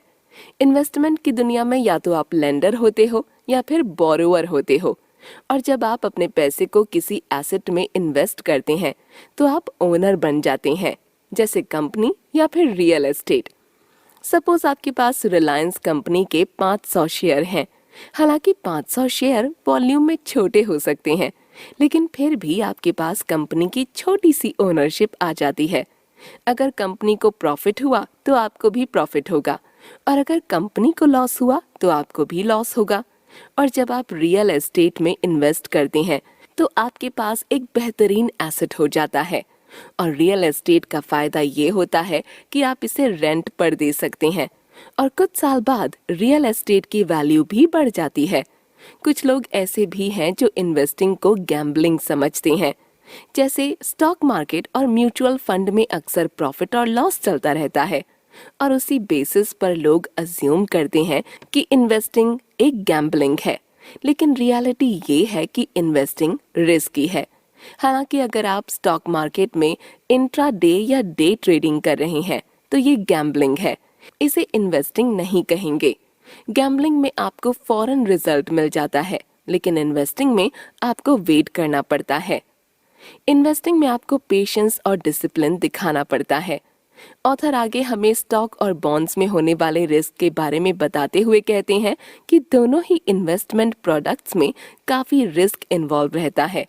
कई लोगों को ये लगता है कि उन्हें अपना सारा पैसा स्टॉक और रियल एस्टेट में लगा देना चाहिए, लेकिन इन इन्वेस्टमेंट के साथ इशू ये होता है कि इनकी वैल्यू में शॉर्ट टर्म फ्लक्चुएशन बहुत होता है। अगर अभी स्टॉक का प्राइस 20 है तो हो सकता है कल 19 हो जाए, या अगर रियल एस्टेट की वैल्यू 1 लाख है तो कल हो सकता है इसकी वैल्यू घटकर 90,000 हो जाए। लेकिन इनमें लॉन्ग टर्म इन्वेस्ट करने पर आपको अच्छा रिटर्न मिलता है। स्टॉक्स की अगर हम बात करें तो हर 5 साल पर स्टॉक्स की वैल्यू डिक्लाइन होती है और रियल एस्टेट की वैल्यू हर 10 साल में एक बार डिक्लाइन जरूर होती है। और अगर आप इन इन्वेस्टमेंट से अच्छा लॉन्ग टर्म रिटर्न चाहते हैं तो आपको इन इन्वेस्टमेंट की वॉलेटिलिटी को बर्दाश्त करना होगा। ऑथर कहते हैं कि जब भी आप स्टॉक्स या फिर दूसरे ग्रोथ ओरिएंटेड इन्वेस्टमेंट में इन्वेस्ट करें तो आपको इन इन्वेस्टमेंट की वॉलेटिलिटी को भी ध्यान में रखना होगा। और अगर आप इन वोलेटाइल इन्वेस्टमेंट में अपने रिस्क को कम करना चाहते हैं तो आपको अपने इन्वेस्टमेंट का डाइवर्सिफिकेशन करना होगा। यानी आपको सारा इन्वेस्टमेंट एक ही प्रोडक्ट में नहीं करना होगा, आपको अलग अलग प्रोडक्ट में इन्वेस्ट करना होगा। डाइवर्सिफिकेशन से प्रोडक्ट्स की वॉलेटिलिटी को आप रिड्यूस कर सकते हैं और इससे आपको हायर रिटर्न भी मिलता है। इसके अलावा आप एसेट्स एलोकेशन से भी इन्वेस्टमेंट के रिस्क को काफी कम कर सकते हैं। एसेट्स एलोकेशन का मतलब अपने फंड को अलग अलग इन्वेस्टमेंट प्रोडक्ट्स में लगाना, यानी आप अपने फंड का कुछ हिस्सा स्टॉक्स खरीदने में लगाएं, तो कुछ म्यूचुअल फंड्स में लगाएं, तो कुछ बॉन्ड्स और सिक्योरिटीज में लगाएं। सिंपल सी बात है, इन्वेस्टिंग में आप रिस्क से बच नहीं सकते हैं, आप सिर्फ इसे अच्छी तरह से मैनेज कर सकते हैं। अगर आप लॉन्ग टर्म के लिए प्रॉफिट बनाना चाहते हैं तो आपको एसेट्स एलोकेशन पर ही टिके रहना होगा। आप अपने फंड का रेशियो बना लीजिए कि कितना अमाउंट आपको किस इन्वेस्टमेंट प्रोडक्ट में इन्वेस्ट करना है। सपोज आपके पास 15,000 रुपए हैं तो आप 5,000 स्टॉक में इन्वेस्ट करें, 5,000 म्यूचुअल फंड में और बाकी के 5,000 बॉन्ड्स और सिक्योरिटीज में इन्वेस्ट करें। अगर आप स्टॉक्स में इन्वेस्ट कर रहे हैं तो आप कई सारे अच्छे और डिफरेंट फील्ड के स्टॉक्स का एक पोर्टफोलियो बना लीजिए ताकि इससे आप अपने लॉस को मैनेज कर सकें। और अगर आप म्यूचुअल फंड में इन्वेस्ट कर रहे हैं तो आप कुछ अमाउंट मिड कैप में करें, तो कुछ स्मॉल और कुछ लार्ज कैप में इन्वेस्ट करें। और आप चाहें तो सिस्टमैटिक इन्वेस्टमेंट प्लान भी इन्वेस्ट कर सकते हैं। इसके अलावा आप अलग अलग बॉन्ड्स और सिक्योरिटीज में भी इन्वेस्ट कर सकते हैं। ऑथर कहते हैं कि इन्वेस्टमेंट हम सबको करना चाहिए क्योंकि इन्वेस्टमेंट से ही हम अपने सपनों को पूरा कर सकते हैं। हालांकि ये रिस्की होता है, लेकिन इसे डाइवर्सिफिकेशन, एसेट्स एलोकेशन की हेल्प से इसके रिस्क को मैनेज किया जा सकता है। इसलिए आप इन्वेस्टमेंट करने से बिल्कुल भी घबराएं नहीं। अपनी इन्वेस्टमेंट चॉइसेस को बेहतर तरीके से समझें। आप जिस भी इन्वेस्टमेंट प्रोडक्ट में इन्वेस्ट कर रहे हैं उस इन्वेस्टमेंट प्रोडक्ट के नेचर के बारे में आपको जानना होगा। आपको ये जानना होगा कि किसी पर्टिकुलर इन्वेस्टमेंट प्रोडक्ट में आपको कितना और कब रिटर्न मिलेगा। इससे फायदा ये होगा कि आप अपने रिस्क को कम करेंगे। ऑथर कहते हैं कि हम अपने पैसे को सेविंग अकाउंट में भी रख सकते हैं और मनी मार्केट फंड में भी रख सकते हैं। सेविंग अकाउंट के लिए आपको बैंक की हेल्प लेनी होती है, जबकि मनी मार्केट में म्यूचुअल फंड्स कंपनी आपका अकाउंट ओपन करती है। देखा जाए तो सेविंग अकाउंट और मनी मार्केट अकाउंट दोनों ही आइडेंटिकल हैं, लेकिन सेविंग अकाउंट के कंपैरिजन में मनी मार्केट आपको ज्यादा रिटर्न देता है और मनी मार्केट जो आपको प्रॉफिट या रिटर्न देता है उसे यील्ड कहते हैं और ये यील्ड फ्लक्चुएट करते रहते हैं। हालांकि कुछ ऐसे भी बैंक आपको मिलेंगे जो आपको सेविंग अकाउंट की ही तरह मनी मार्केट अकाउंट खोलने की फैसिलिटी देंगे, लेकिन बैंक के मनी मार्केट अकाउंट को मार्केट म्यूचुअल फंड से कंफ्यूज नहीं होना चाहिए। ऑथर कहते हैं कि मनी मार्केट अकाउंट को सेविंग अकाउंट के कंपैरिजन में ज्यादा एडवांटेज मिलता है। पहला एडवांटेज ये है कि मनी मार्केट फंड ज्यादा हायर यील्ड देता है। दूसरा एडवांटेज ये है कि अगर आप हायर टैक्स ब्रैकेट में हैं, तो आप tax free money market fund का यूज कर सकते हैं। तीसरा एडवांटेज ये है कि ज्यादातर money market fund free cheque writing privilege के साथ आता है, यानी इसमें इन्वेस्ट करने के लिए आपको कोई मिनिमम अमाउंट की जरूरत नहीं पड़ती है। ऑथर आगे हमें बॉन्ड के बारे में बताते हुए कहते हैं कि जब आप बॉन्ड में इन्वेस्ट करते हैं तब आप अपने पैसे को एक पर्टिकुलर ऑर्गेनाइजेशन को दे देते हो। जब बॉन्ड इश्यू होता है तब उसमें मैच्योरिटी डेट इंक्लूड होती है, जिसमें आपके प्रिंसिपल अमाउंट को पे किया जाएगा। बॉन्ड एक पर्टिकुलर रेट ऑफ इंटरेस्ट के साथ इश्यू किया जाता है, जिसे कूपन कहा जाता है, और ये रेट ऑफ इंटरेस्ट फिक्स होता है। एक बॉन्ड दूसरे बॉन्ड से अलग होता है और इसके अलग होने की कुछ वजह है। पहली वजह है आप किस इंस्टीट्यूशन से बॉन्ड ले रहे हैं। कुछ ऐसे बॉन्ड्स होते हैं जो स्टेट गवर्नमेंट या सेंट्रल गवर्नमेंट इश्यू करती है, और कुछ ऐसे बॉन्ड्स होते हैं जो बड़ी बड़ी कंपनीज इश्यू करती हैं। दोनों का ही रेट ऑफ इंटरेस्ट अलग अलग होता है और मैच्योरिटी पीरियड में भी डिफरेंस होता है। दूसरी वजह है बोरोवर की credit quality. Credit quality probability को रेफर करती है और आपको ये स्पेक्यूलेट करना होता है एक बोरोवर ने जो प्रिंसिपल और इंटरेस्ट रिटर्न करने के लिए अग्रीमेंट किया था वो पूरा होगा भी या नहीं। तीसरी वजह है बॉन्ड मैच्योरिटी की टाइमिंग क्या है।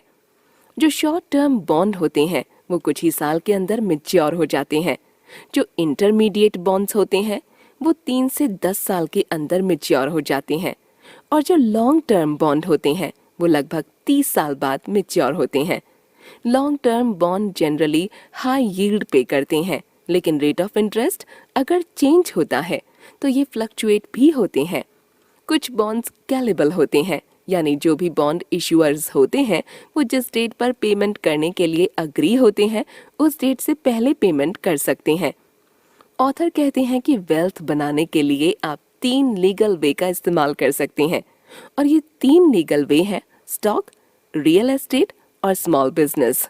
स्टॉक मार्केट से कई लोगों ने बहुत पैसे कमाए हैं, और जिसे स्टॉक मार्केट की नॉलेज है उसके लिए पैसे कमाने का इससे बेहतर जरिया कोई नहीं है। स्टॉक मार्केट में एक कंपनी अपने आप को पब्लिक लिस्टेड करती है और फिर अपने शेयर के हिस्से को पब्लिक में डिस्ट्रीब्यूट कर देती है। स्टॉक मार्केट में इन्वेस्ट करना शुरू में थोड़ा डिफिकल्ट होता है, लेकिन बाद में इसका रिजल्ट आपको बहुत सेटिस्फैक्शन देता है। स्टॉक मार्केट के कुछ ड्रॉबैक्स भी हैं, जैसे इसमें आपको किसी कंपनी के स्टॉक को खरीदने से पहले काफी रिसर्च करना होता है और स्टॉक को आपको डाइवर्सिफाई भी करना होता है। इसके अलावा कई इन्वेस्टर्स अपने इमोशंस पर कंट्रोल नहीं कर पाते हैं और उसकी वजह से उन्हें नुकसान उठाना पड़ता है। इसलिए स्टॉक मार्केट में आपको अपने इमोशंस पर काबू भी करना होगा। ऑथर आगे हमें रियल एस्टेट के बारे में बताते हुए कहते हैं कि पिछले कई सालों से रियल एस्टेट का काम करने वाले लोगों ने जमकर पैसे कमाए हैं। रियल एस्टेट एक बहुत क्लीन और इजी तरीका है पैसे कमाने का। हालांकि रियल एस्टेट भी स्टॉक की ही तरह गुड और बैड परफॉर्मेंस के फेज से गुजरता है। इसमें ज्यादातर लोग वही कमा पाते हैं जो इसमें लंबे समय के लिए इन्वेस्ट करते हैं।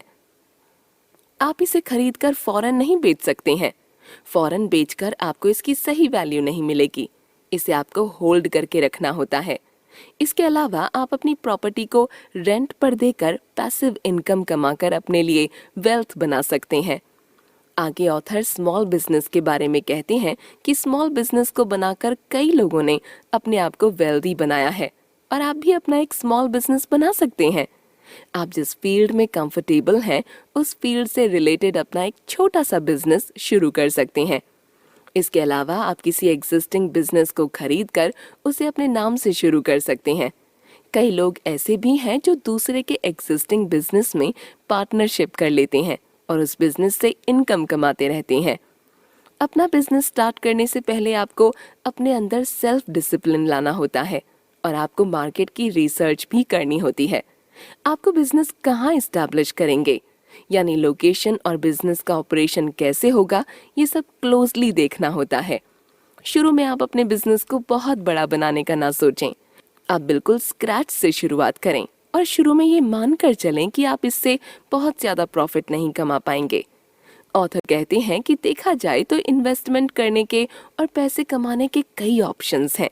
बस जरूरत है कि हम उन ऑप्शंस को ध्यान से देखें और समझें कि कौन सा ऑप्शन हमारे लिए सूटेबल है। अगर हम चाहते हैं कि हमारा पर्सनल फाइनेंस इम्प्रूव हो तो हमें पैसिव इनकम कमाने का जरिया ढूंढना होगा, क्योंकि इसी से हम अपने लिए वेल्थ बिल्ड कर सकते हैं। Funds, retirement accounts and taxable accounts में इन्वेस्ट करना सीखें। म्यूचुअल फंड्स आज की डेट में इन्वेस्टमेंट का सबसे अच्छा ऑप्शन है। जैसी आपकी रिक्वायरमेंट होती है उसी हिसाब से आपके पैसे को अलग अलग सिक्योरिटीज, स्टॉक्स और फंड्स में लगाया जाता है। ऑथर बताते हैं कि म्यूचुअल फंड में इन्वेस्ट करके आपको कुछ बेनिफिट्स मिलते हैं, जिसमें पहला बेनिफिट है प्रोफेशनल मैनेजमेंट। म्यूचुअल फंड को मैनेज एक प्रॉपर प्रोफेशनल मैनेजमेंट की टीम करती है, जिसमें पोर्टफोलियो मैनेजर और रिसर्च की एक टीम होती है। ये टीम आपकी नीड्स के हिसाब से ये डिसाइड करती है कि आपको किस फंड में इन्वेस्ट करना चाहिए। दूसरा बेनिफिट है लो फीस।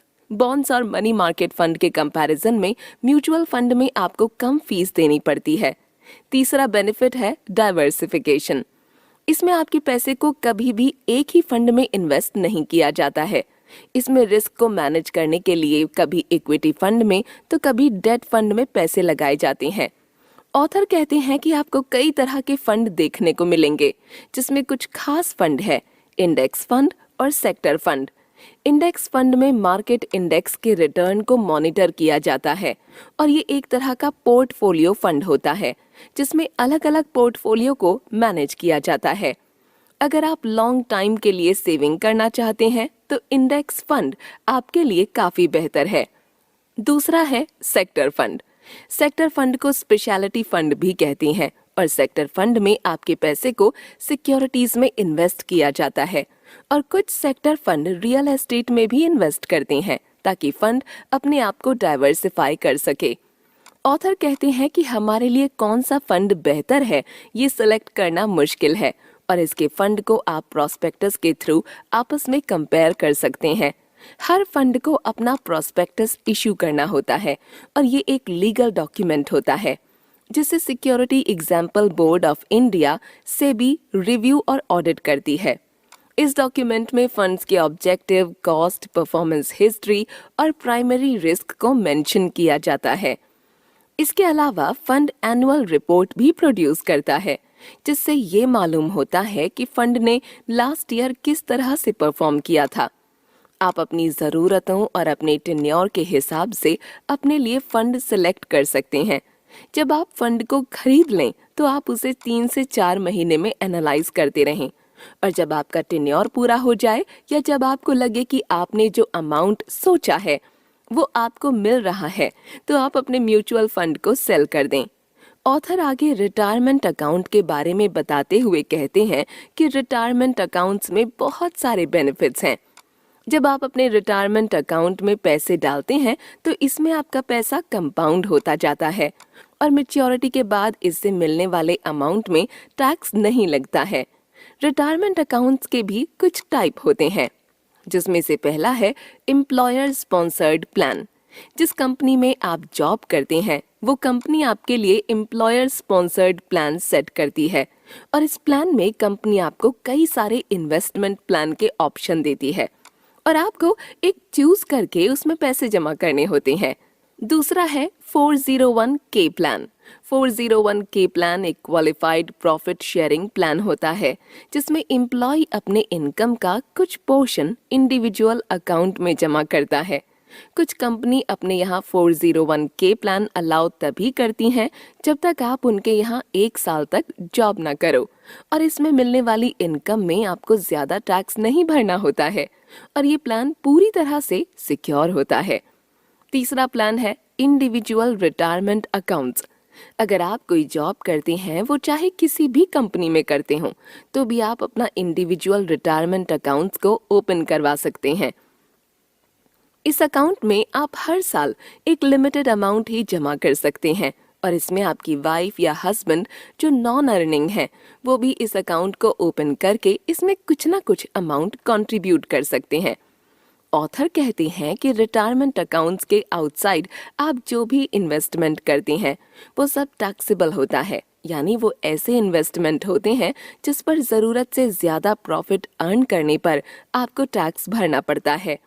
बहुत से ऐसे लोग हैं जो इन्वेस्टमेंट पर पड़ने वाले टैक्स इम्पैक्ट को इग्नोर कर देते हैं। इन्वेस्टमेंट करने से पहले आपको टैक्स इम्प्लीकेशंस के बारे में जानना जरूरी है। टैक्स फ्री और टैक्सेबल अकाउंट्स के बीच में डिसाइड करने से पहले आपको सबसे पहले अपना टैक्स ब्रैकेट्स देखना होगा। आपके लिए ये जानना जरूरी होगा कि आप कितना टैक्स दे रहे हैं और आपने जो भी इन्वेस्टमेंट किया है उसमें आपको यील्ड या रिटर्न कितना मिल रहा है। ऑथर कहते हैं कि हमारा मोटो सिर्फ इन्वेस्टमेंट करने का ही नहीं होना चाहिए, बल्कि हमें ऐसे इन्वेस्टमेंट करने चाहिए जिसमें हमें टैक्स में छूट मिले। हम इन्वेस्टमेंट भी करें और उसमें मिलने वाले प्रॉफिट पर टैक्स भी भरें, तो भला ऐसे इन्वेस्टमेंट का फायदा क्या? जब भी इन्वेस्टमेंट करें तो मेक श्योर कि आप उसी इन्वेस्टमेंट में अपने पैसे लगाएं जिसमें आपको टैक्स बेनिफिट्स मिलें। रियल एस्टेट और एजुकेशनल एक्सपेंसेस के लिए इन्वेस्ट करना। आजकल हर चीज महंगी होती जा रही है और इस महंगाई के दौर में बच्चों को अच्छी एजुकेशन देना भी एक मुश्किल सा टास्क हो गया है। कॉलेजेस और यूनिवर्सिटीज की फीस इतनी बढ़ गई है कि बिना एजुकेशन लोन के मिडिल क्लास फैमिली अपने बच्चे को हायर एजुकेशन नहीं दिला सकती है। ऑथर कहती हैं कि बच्चों की हायर एजुकेशन के लिए भी हमें फाइनेंशियल प्लानिंग करनी होती है और इसके लिए सबसे बेहतर तरीका यही है कि जब आपका बच्चा छोटा हो तो आप उसके नाम पर चिल्ड्रन पॉलिसी खरीद लें और जब बच्चा 18 साल का हो जाएगा तो चिल्ड्रन पॉलिसी का फंड मैच्योर होकर आपको मिल जाएगा और उस फंड को आप बच्चे की हायर एजुकेशन के लिए यूज कर सकते हैं। हमारी कंट्री में ऐसे कई सारे इन्वेस्टमेंट प्लान चलते हैं जो सिर्फ बच्चों के लिए ही हैं और लाखों लोग उस प्लान में इन्वेस्ट कर रहे हैं। इसके अलावा आप अपनी गार्जियनशिप में अपने बच्चे का किसी भी बैंक में एक माइनर अकाउंट ओपन करवा लें और हर महीने उस अकाउंट में 1000 या 500 रुपए डिपॉजिट करते रहें और जब बच्चा 18 साल का हो जाएगा तो उस अकाउंट में जमा जो भी फंड हो उसका यूज आप बच्चे की हायर एजुकेशन के लिए कर सकते हैं। इसके अलावा गर्ल्स के लिए गवर्नमेंट ने सुकन्या समृद्धि प्लान भी चलाया है जिसमें आप अपनी बेटियों के सिक्योर फ्यूचर के लिए इन्वेस्ट कर सकते हैं।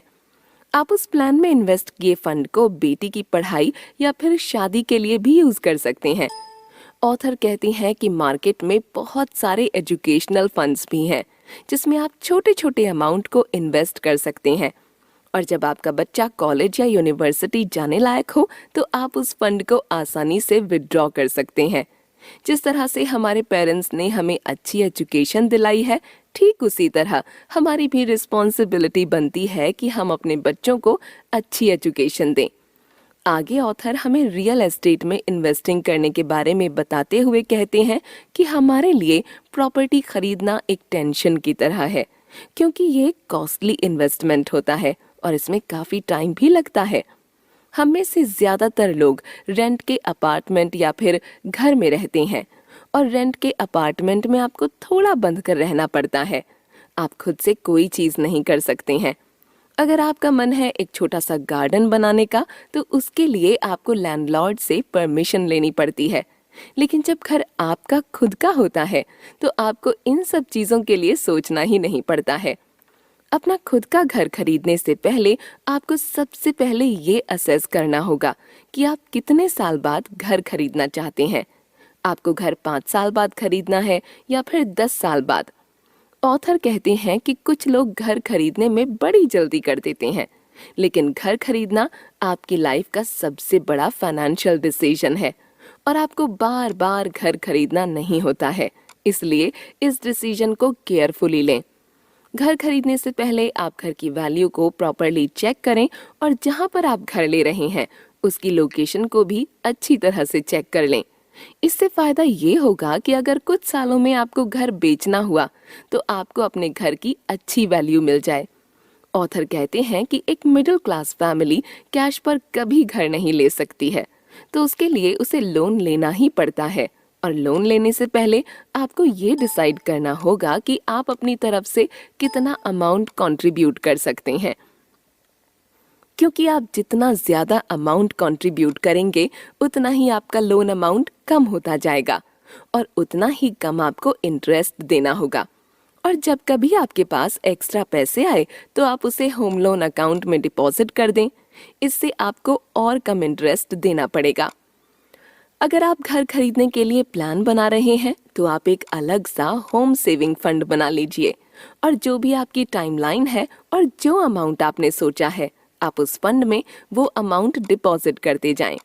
सपोज आपको घर 5 साल बाद खरीदना है और 5 साल बाद आपको 10 लाख की जरूरत पड़ेगी, तो आपकी कोशिश यही होनी चाहिए कि आपके होम सेविंग फंड में 2 लाख रुपए हर साल जमा हों।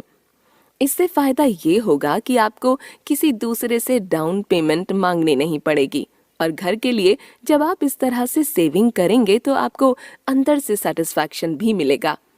वैसे आप किसी भी बैंक से हाउसिंग लोन के लिए अप्लाई कर सकते हैं और इंडिया में करंटली 7% से 10% के बीच चल रहा है। होम लोन के लिए आपको अपनी इनकम स्लिप दिखानी होगी। इसके अलावा अपना आईडी और एड्रेस प्रूफ देना होगा।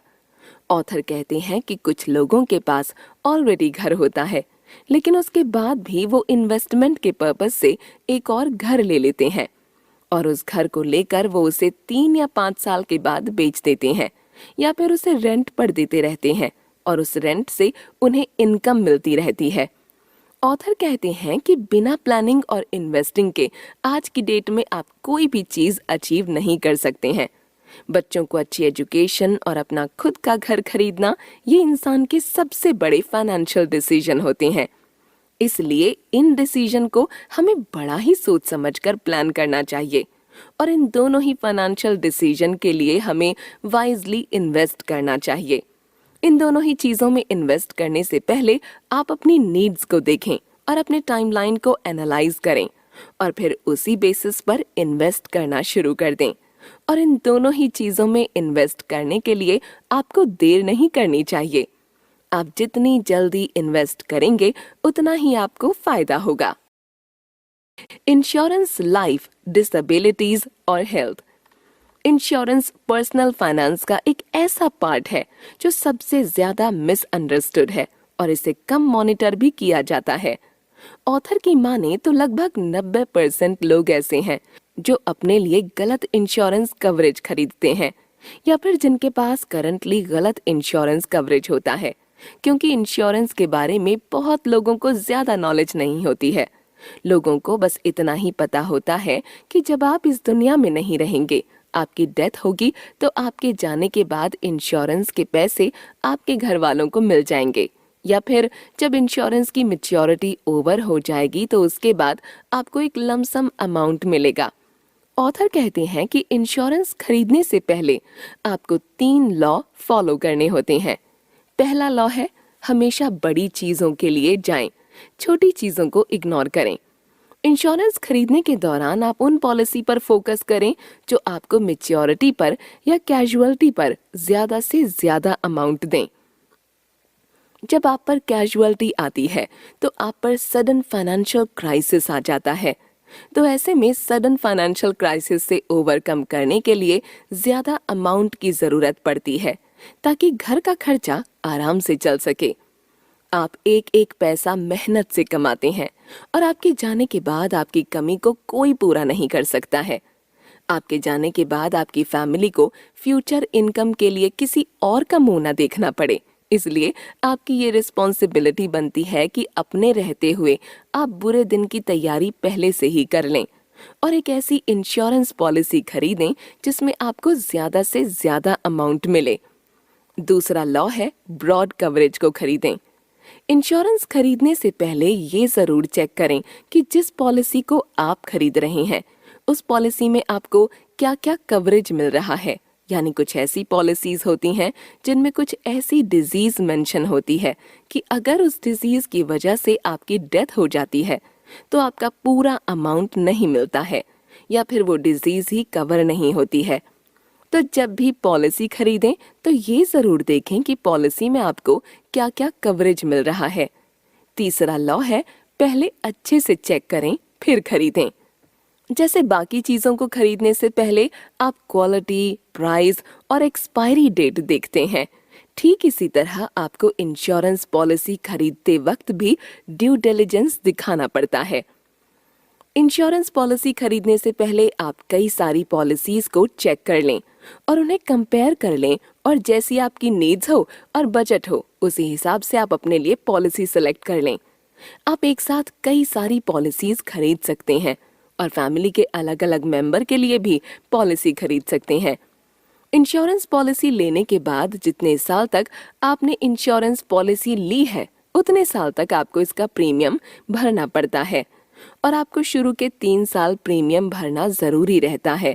अगर आप शुरू के 3 साल नहीं भर पाए तो आपकी पॉलिसी लैप्स हो सकती है, यानी पॉलिसी निल हो सकती है।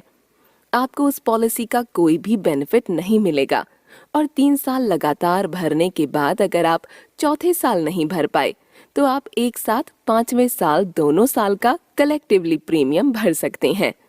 पॉलिसी देने से पहले इंश्योरेंस कंपनी भी अपनी तरफ से ड्यू डिलिजेंस करती है।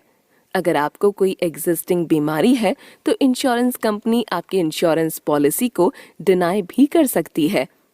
ऑथर कहते हैं कि जनरली इंश्योरेंस की जरूरत आपको तभी पड़ती है जब घर के दूसरे लोग आपकी इनकम पर ही डिपेंडेंट हों।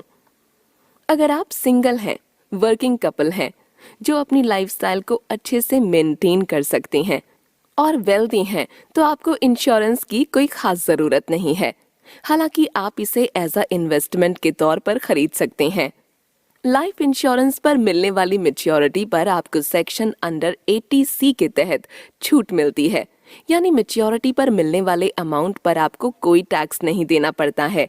इसके अलावा इंश्योरेंस में भी 2 टाइप के प्लान होते हैं।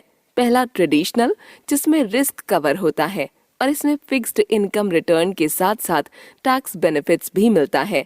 ट्रेडिशनल प्लान इंश्योरेंस का सबसे पुराना प्लान है। दूसरा है यूलिप, यानी यूनिट लिंक्ड इंश्योरेंस प्लान। इसमें आपके अमाउंट को इंश्योरेंस और इन्वेस्टमेंट में लगाया जाता है। इसको कम से कम 3 से 5 साल चलाना होता है और इसे कभी भी आप सरेंडर कर सकते हैं, यानी कभी भी आप वापस ले सकते हैं। वैसे आजकल ज्यादातर लोग यूलिप में ज्यादा इन्वेस्ट करना पसंद कर रहे हैं। ऑथर आगे कहते हैं कि लाइफ इंश्योरेंस के अलावा आप डिसेबिलिटी इंश्योरेंस भी ले सकते हैं। डिसेबिलिटी इंश्योरेंस में इन केस आपका एक्सीडेंट हो गया और उस एक्सीडेंट पर डिसेबल होने पर इंश्योरेंस कंपनी आपको प्रीमियम का लमसम अमाउंट देती है। इस इंश्योरेंस को ज्यादातर एथलीट्स या फिर ऐसे प्रोफेशन से जुड़े लोग कराते हैं जो फ्रीक्वेंटली ट्रैवल करते रहते हैं। इसमें आपको बहुत ज्यादा अमाउंट नहीं मिलता है, क्योंकि इंश्योरेंस कंपनी का ये मानना रहता है कि फाइनेंशियल इनकम आप डिसेबिलिटी के साथ भी कमा सकते हैं। इसमें आपको इतना ही अमाउंट मिलता है जिससे आपको शुरू के कुछ मंथ्स कोई भी फाइनेंशियल क्राइसिस ना हो। इंश्योरेंस कंपनी के अलावा आजकल ज्यादातर बैंक भी इंश्योरेंस बेचने लगे हैं, जिन्हें बैंक इंश्योरेंस कहते हैं। हमारी कंट्री में सबसे ज्यादा पॉलिसी LIC ही करती है। उसके बाद कई सारे प्राइवेट प्लेयर्स जैसे ICICI, prudential, HDFC life etcetera, ये सब बड़े लार्ज स्केल पर इंश्योरेंस करते हैं। अगर आप भी अपने लिए इंश्योरेंस पॉलिसी लेना चाहते हैं तो आप LIC या फिर इन प्राइवेट सेक्टर में जाकर इंश्योरेंस बाय कर सकते हैं। ऑथर कहते हैं कि अगर आप अपने घर में सिंगल ब्रेड अर्नर हैं तो आप अपने लिए इंश्योरेंस पॉलिसी जरूर लें। आपकी ये जिम्मेदारी बनती है कि आप अपने ऊपर और अपने फैमिली के ऊपर जो भी फाइनेंशियल रिस्क है उसको कम करें। अक्सर लोगों को ये लगता है कि इंश्योरेंस लेना रिस्की है, लेकिन ऐसा नहीं है, बल्कि इंश्योरेंस लेकर आप अपनी फैमिली को ही फाइनेंशियली सपोर्ट करोगे। इंश्योरेंस भी एक तरह से इन्वेस्टमेंट प्लान ही है, जहां पर आपकी लाइफ कवर की जाती है। आपके जाने के बाद जो भी अमाउंट होता है वो आपके बेनिफिशियरी को दे दिया जाता है। इसलिए अगर आप यंग हैं तो अपने लिए एक इंश्योरेंस पॉलिसी जरूर लें। अपने एसेट्स को प्रोटेक्ट करें। जब आप एक बार इन्वेस्टमेंट कर लें और अपने लिए प्रॉपर्टी खरीद लें, तो उसके बाद आपकी जिम्मेदारी बनती है कि उन एसेट्स को प्रोटेक्ट करें। ऑथर कहते हैं कि जिस तरह से आप अपने आप को प्रोटेक्ट करते हैं किसी बीमारी से या फिर किसी तरह की मिसहैपनिंग से, और खुद को प्रोटेक्ट करने के लिए आप इंश्योरेंस लेते हैं, ठीक इसी तरह आपको अपने एसेट्स जैसे घर, कार या पर्सनल प्रॉपर्टी को भी प्रोटेक्ट करना होता है। अपने एसेट्स को प्रोटेक्ट आप 2 रीजन से करते हो। पहला रीजन ये है कि आपका एसेट काफी वैल्यूएबल होता है। आप अपने लिए एसेट्स बड़ी ही मेहनत से बनाते हो, और ऐसे में अगर आपके एसेट्स को कोई नुकसान हो या आप अपने एसेट्स को खो दें तो आपके ऊपर एक फाइनेंशियल बर्डन आ जाता है। इसलिए जरूरी है कि हम अपने इन एसेट्स को बचाएं। दूसरा रीजन ये है कि आपके एसेट्स की वजह से आप पर कोई केस या एफआईआर ना हो, यानी आपके घर में कोई मर्डर हो जाए या फिर आपकी कार से किसी का एक्सीडेंट हो जाए और उस एक्सीडेंट में कोई मर जाए, तो ऐसी सिचुएशन पर आप पर केस हो सकता है, जिसकी वजह से आप पर फाइनेंशियल बर्डन आ सकता है। और उस बर्डन से बचने के लिए आपको अपने एसेट्स को प्रोटेक्ट करके रखना पड़ता है। ऑथर कहते हैं कि अपने एसेट्स को प्रोटेक्ट करने के लिए आपको अपने एसेट्स को इंश्योर कराकर रखना होता है। एसेट्स इंश्योरेंस में हम सबसे पहले बात करेंगे होम इंश्योरेंस की। जब आप बैंक के थ्रू घर खरीदते हैं तो कई प्राइवेट बैंक ऐसे हैं जो आपको होम इंश्योरेंस खरीदने के लिए पुश करेंगे, लेकिन अगर वो आपको इंश्योरेंस खरीदने के लिए पुश नहीं कर रहे हैं तो ये आपकी रिस्पॉन्सिबिलिटी बनती है कि आप अपने लिए होम इंश्योरेंस खरीद लें। आफ्टर ऑल इतनी मेहनत से आपने अपने लिए घर लिया है, और ऐसे में किसी भी तरह की मिसहैपनिंग से आपको अपने घर को बचाना चाहिए। जब आप होम इंश्योरेंस लें तो उसमें ये जरूर चेक करें कि आपको क्या क्या कवरेज दिया गया है, जैसे घर में आग लगने पर कवरेज दिया गया है या नहीं, या किसी नेचुरल कैलामिटी की वजह से घर डैमेज होने पर कवरेज दिया गया है या नहीं। इसके अलावा घर में यूज होने वाली पर्सनल प्रॉपर्टी पर कवरेज मिला है या नहीं। दूसरा है ऑटो इंश्योरेंस। ऑटो इंश्योरेंस काफी पॉपुलर इंश्योरेंस है, और जिनके पास ऑटोमोबाइल है लगभग उन सभी के पास ऑटो इंश्योरेंस होता है। ऑटो इंश्योरेंस को खरीदते वक्त भी आपको कवरेज देखना होता है। आपको ये चेक करना होता है कि जो पॉलिसी आप ले रहे हैं वो आपको बॉडीली इंजरी या प्रॉपर्टी डैमेज कवरेज दे रहा है या नहीं। यानी कार से एक्सीडेंट के दौरान आपने किसी को इंजर्ड कर दिया तो क्या इंश्योरेंस कंपनी इस चीज का कवरेज आपको दे रही है या नहीं। हमारी कंट्री में बहुत से लोगों को ऑटो इंश्योरेंस की डिटेलिंग के बारे में नहीं पता होता है, जिसका फायदा इंश्योरेंस कंपनी उठाती हैं। ऑथर कहते हैं कि हमें इन इंश्योरेंस को इग्नोर नहीं करना चाहिए। अक्सर हम इन इंश्योरेंस को इग्नोर कर देते हैं और नतीजा ये होता है कि बाद में हमें काफी फाइनेंशियल लॉस उठाना पड़ता है। आगे ऑथर बताते हैं कि हम इंश्योरेंस और फाइनेंस को सही से मैनेज नहीं कर पाते हैं। देखा जाए तो हर इंसान के पास 3 बेसिक चॉइस होती हैं। पहली चॉइस ये कि आप अपने फाइनेंस को लेकर कुछ भी ना करें। जब आप अपने फाइनेंस के लिए कुछ नहीं करते हैं तो आप अपने फाइनेंस को डुबोते ही जाते हैं, और एक दिन ऐसा होता है जब आपके पास कुछ नहीं बचता है। अक्सर ये कहा जाता है कि अगर आप पैसे को बचाएंगे तो पैसा भी जरूरत पड़ने पर आपको बचाएगा। दूसरी चॉइस ये होती है कि आप अपने फाइनेंस को लेकर खुद ही कुछ करें। जब आप खुद से अपने फाइनेंस की बागडोर संभालते हैं तो आप फाइनेंस के बेसिक कॉन्सेप्ट को समझ जाते हैं। आप ये समझ जाते हैं कि पैसे की क्या वैल्यू है।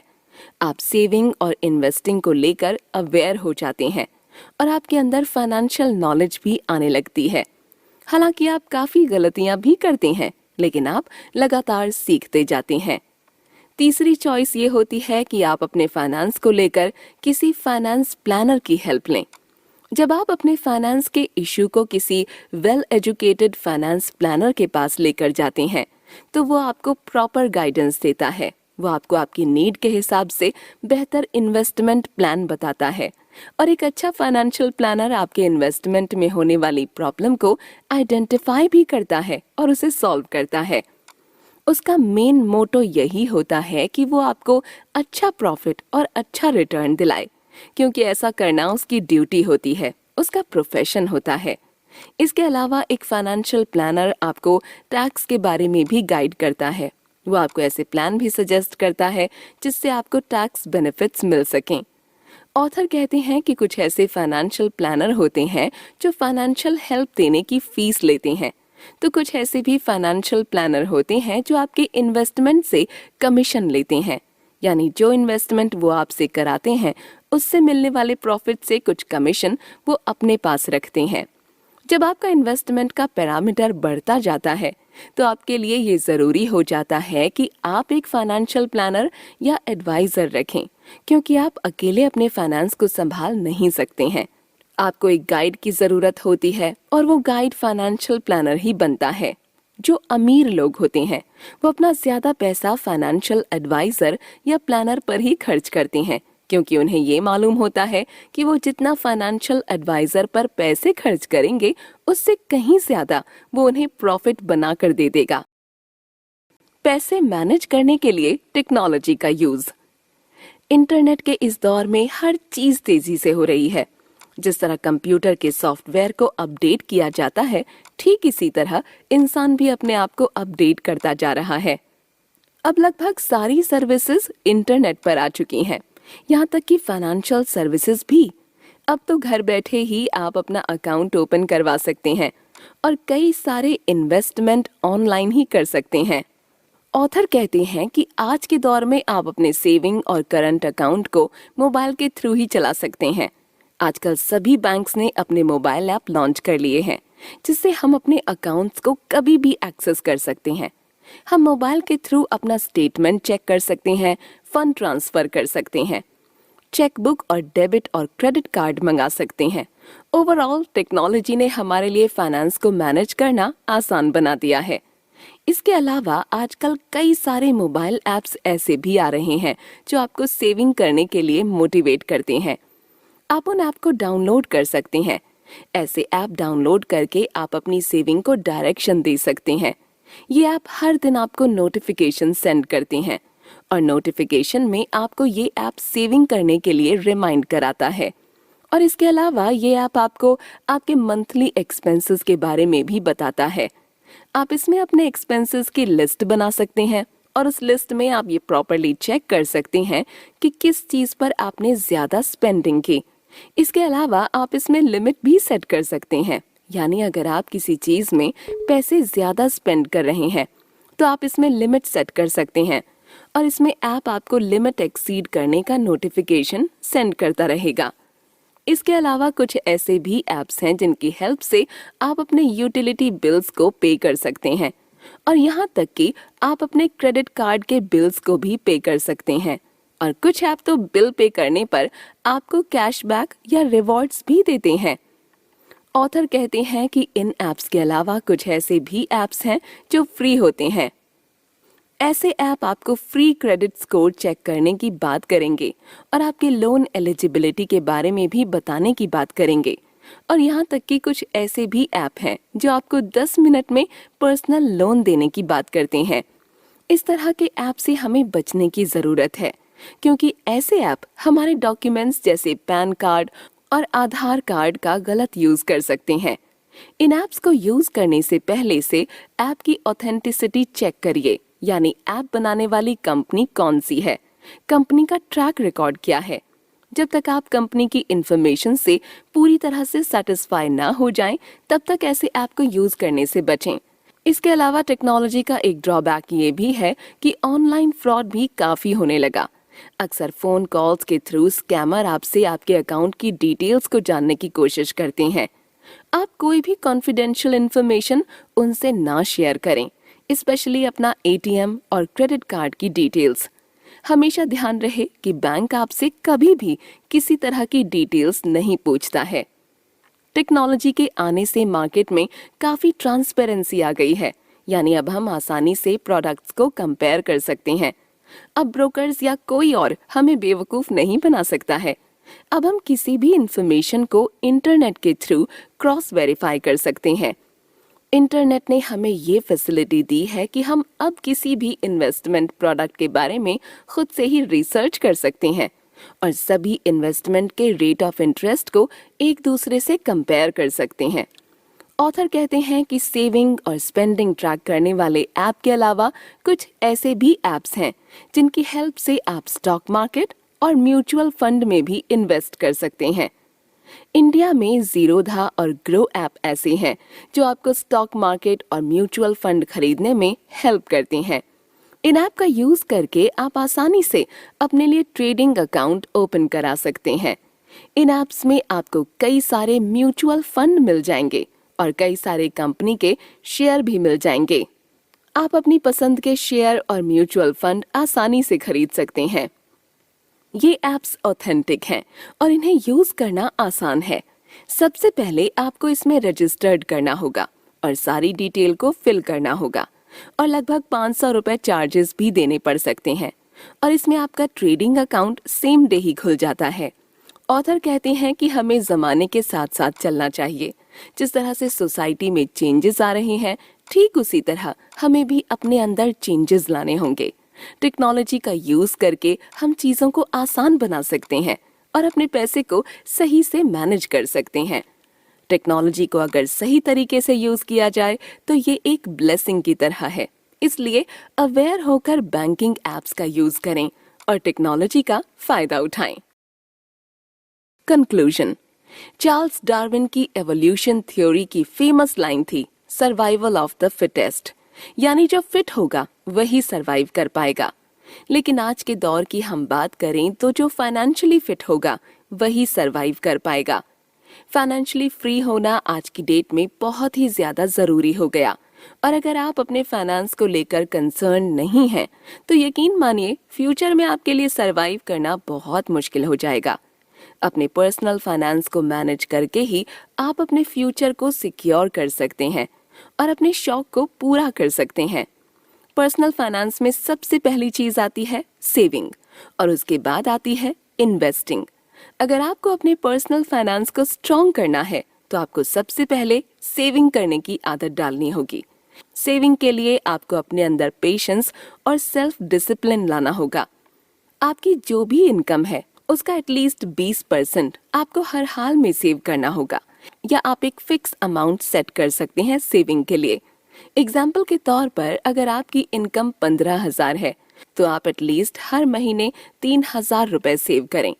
आपको कभी ये नहीं सोचना चाहिए कि इतना कम अमाउंट सेव करके क्या फायदा, क्योंकि छोटे छोटे अमाउंट को सेव करके आपके अंदर सेविंग की आदत डेवलप होगी और ये छोटे छोटे अमाउंट कंपाउंड होकर बड़े अमाउंट में कन्वर्ट हो जाते हैं। सेविंग के बाद आपका अगला फोकस इन्वेस्टिंग पर होना चाहिए और इसके लिए आपको अपना एक फाइनेंशियल गोल बनाना होगा। सेविंग और इन्वेस्टिंग से पहले आपको ये डिसाइड करना होगा कि आपके सेविंग का पर्पस क्या है और अपने पर्पस के हिसाब से ही आप अपने लिए इन्वेस्टमेंट चुन सकते हैं। मार्केट में कई तरह के इन्वेस्टमेंट प्लान हैं और इन इन्वेस्टमेंट को सिलेक्ट करने से पहले आपको अपनी तरफ से रिसर्च करना होगा और इसके लिए आप किसी फाइनेंशियल एडवाइजर से सलाह ले सकते हैं या फिर खुद ही इंटरनेट के थ्रू चेक कर सकते हैं। वैसे इन्वेस्टमेंट का सबसे पहला रूल ये है कि आपको कभी भी किसी एक इन्वेस्टमेंट प्लान में इन्वेस्ट नहीं करना चाहिए, यानी आपको एसेट्स एलोकेशन करना चाहिए और ये रूल आपको स्ट्रिक्टली फॉलो करना होगा। आपको अपने इन्वेस्टमेंट का एक रेशियो बनाना होगा, यानी अगर आपको 1 लाख इन्वेस्ट करना है तो कुछ अमाउंट आपको स्टॉक मार्केट में इन्वेस्ट करना चाहिए, कुछ अमाउंट आपको म्यूचुअल फंड में इन्वेस्ट करना चाहिए और कुछ अमाउंट आपको बॉन्ड्स और सिक्योरिटीज में इन्वेस्ट करना चाहिए। और अगर आप स्टॉक में इन्वेस्ट कर रहे हैं तो आपको अपना पोर्टफोलियो बनाना होगा। उस पोर्टफोलियो में आपको अलग अलग फील्ड से रिलेटेड कंपनी के स्टॉक को खरीदना होगा। इससे फायदा ये होगा कि आप अपने फाइनेंशियल लॉस के रिस्क को कम कर सकेंगे। और अगर आप म्यूचुअल फंड में इन्वेस्ट कर रहे हैं तो आपको अलग अलग फंड में इन्वेस्ट करना होगा। ऑथर कहते हैं कि हमें पर्सनल फाइनेंस को सीखना होगा, क्योंकि बिना इसे सीखे हम अपने फाइनेंस को मजबूत नहीं बना पाएंगे। और पर्सनल फाइनेंस को सीखने के लिए हम चाहे किसी फाइनेंस एक्सपर्ट की हेल्प लें या फिर खुद से न्यूज़पेपर, मैगजीन, बुक्स या आर्टिकल्स पढ़कर सीखें।